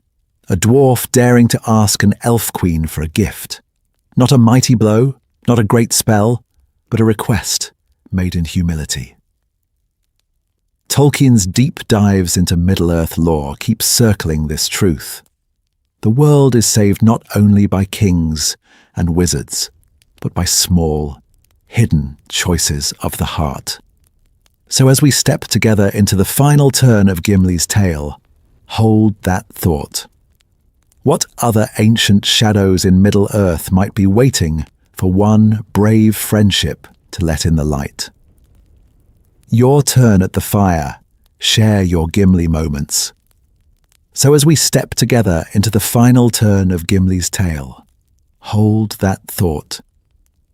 What other ancient shadows in Middle-earth might be waiting for one brave friendship to let in the light? Because now the fire is crackling low, and this is the part of the night where the storyteller turns, not to the map or the chronicle, but to you.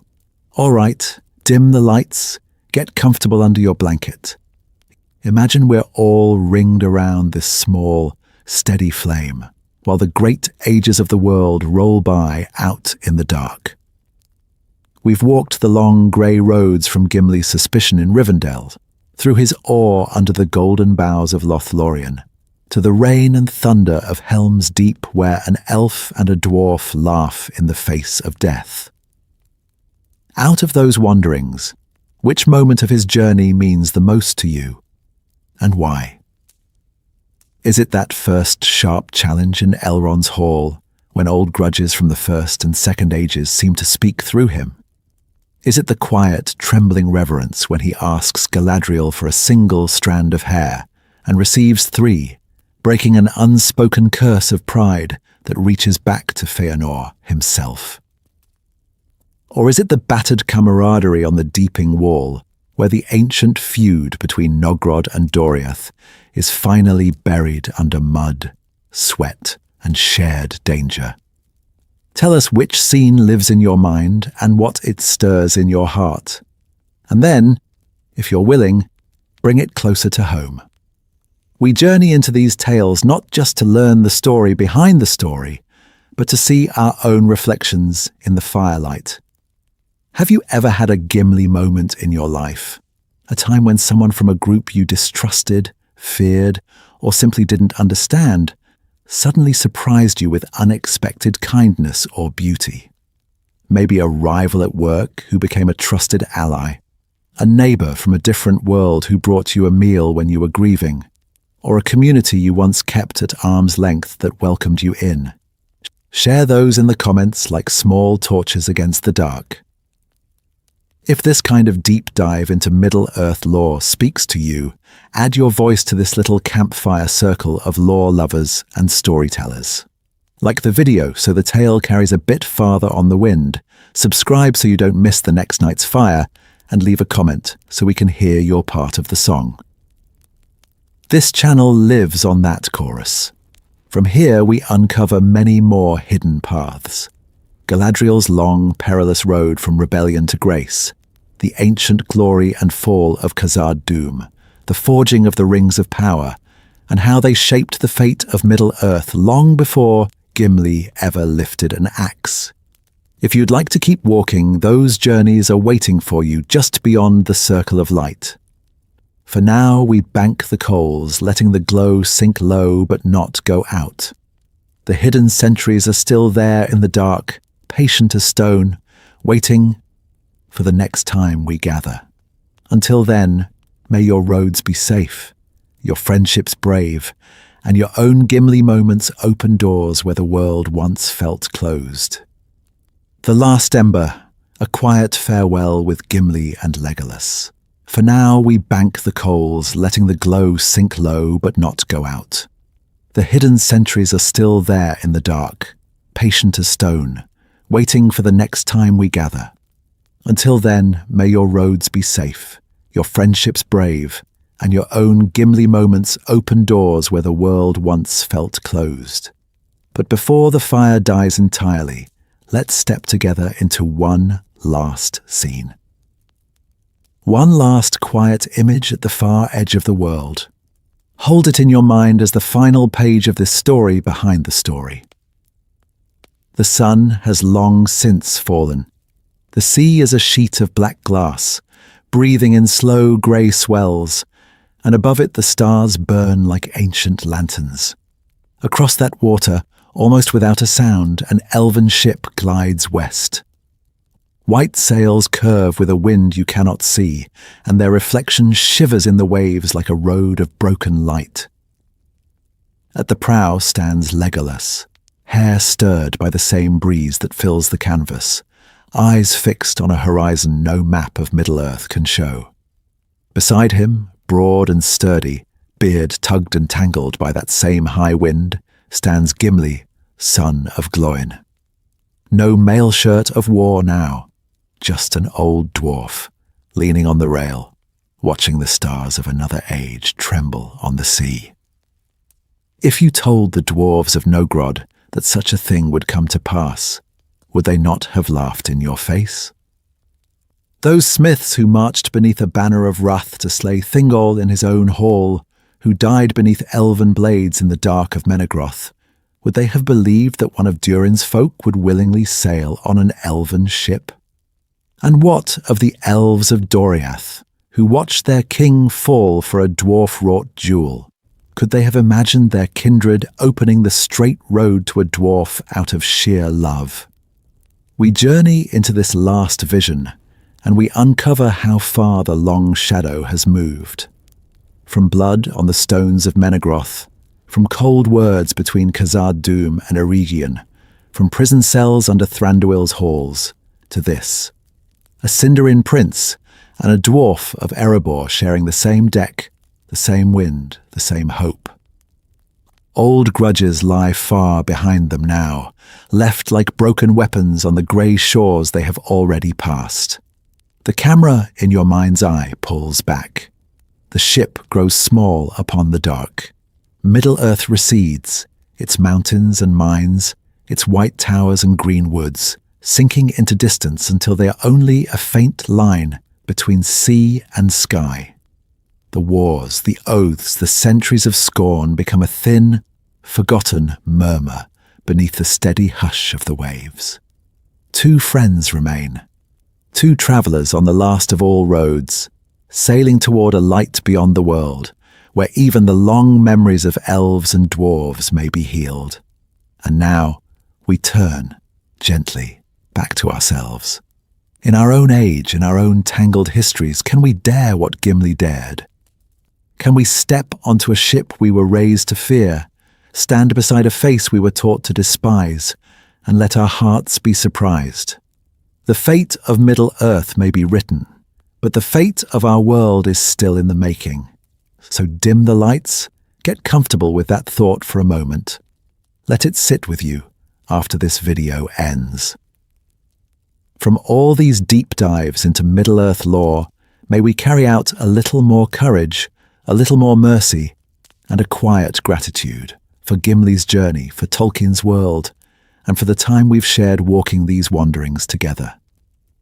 Thank you for watching, and until our roads cross again, peace go with you, wherever your next story leads.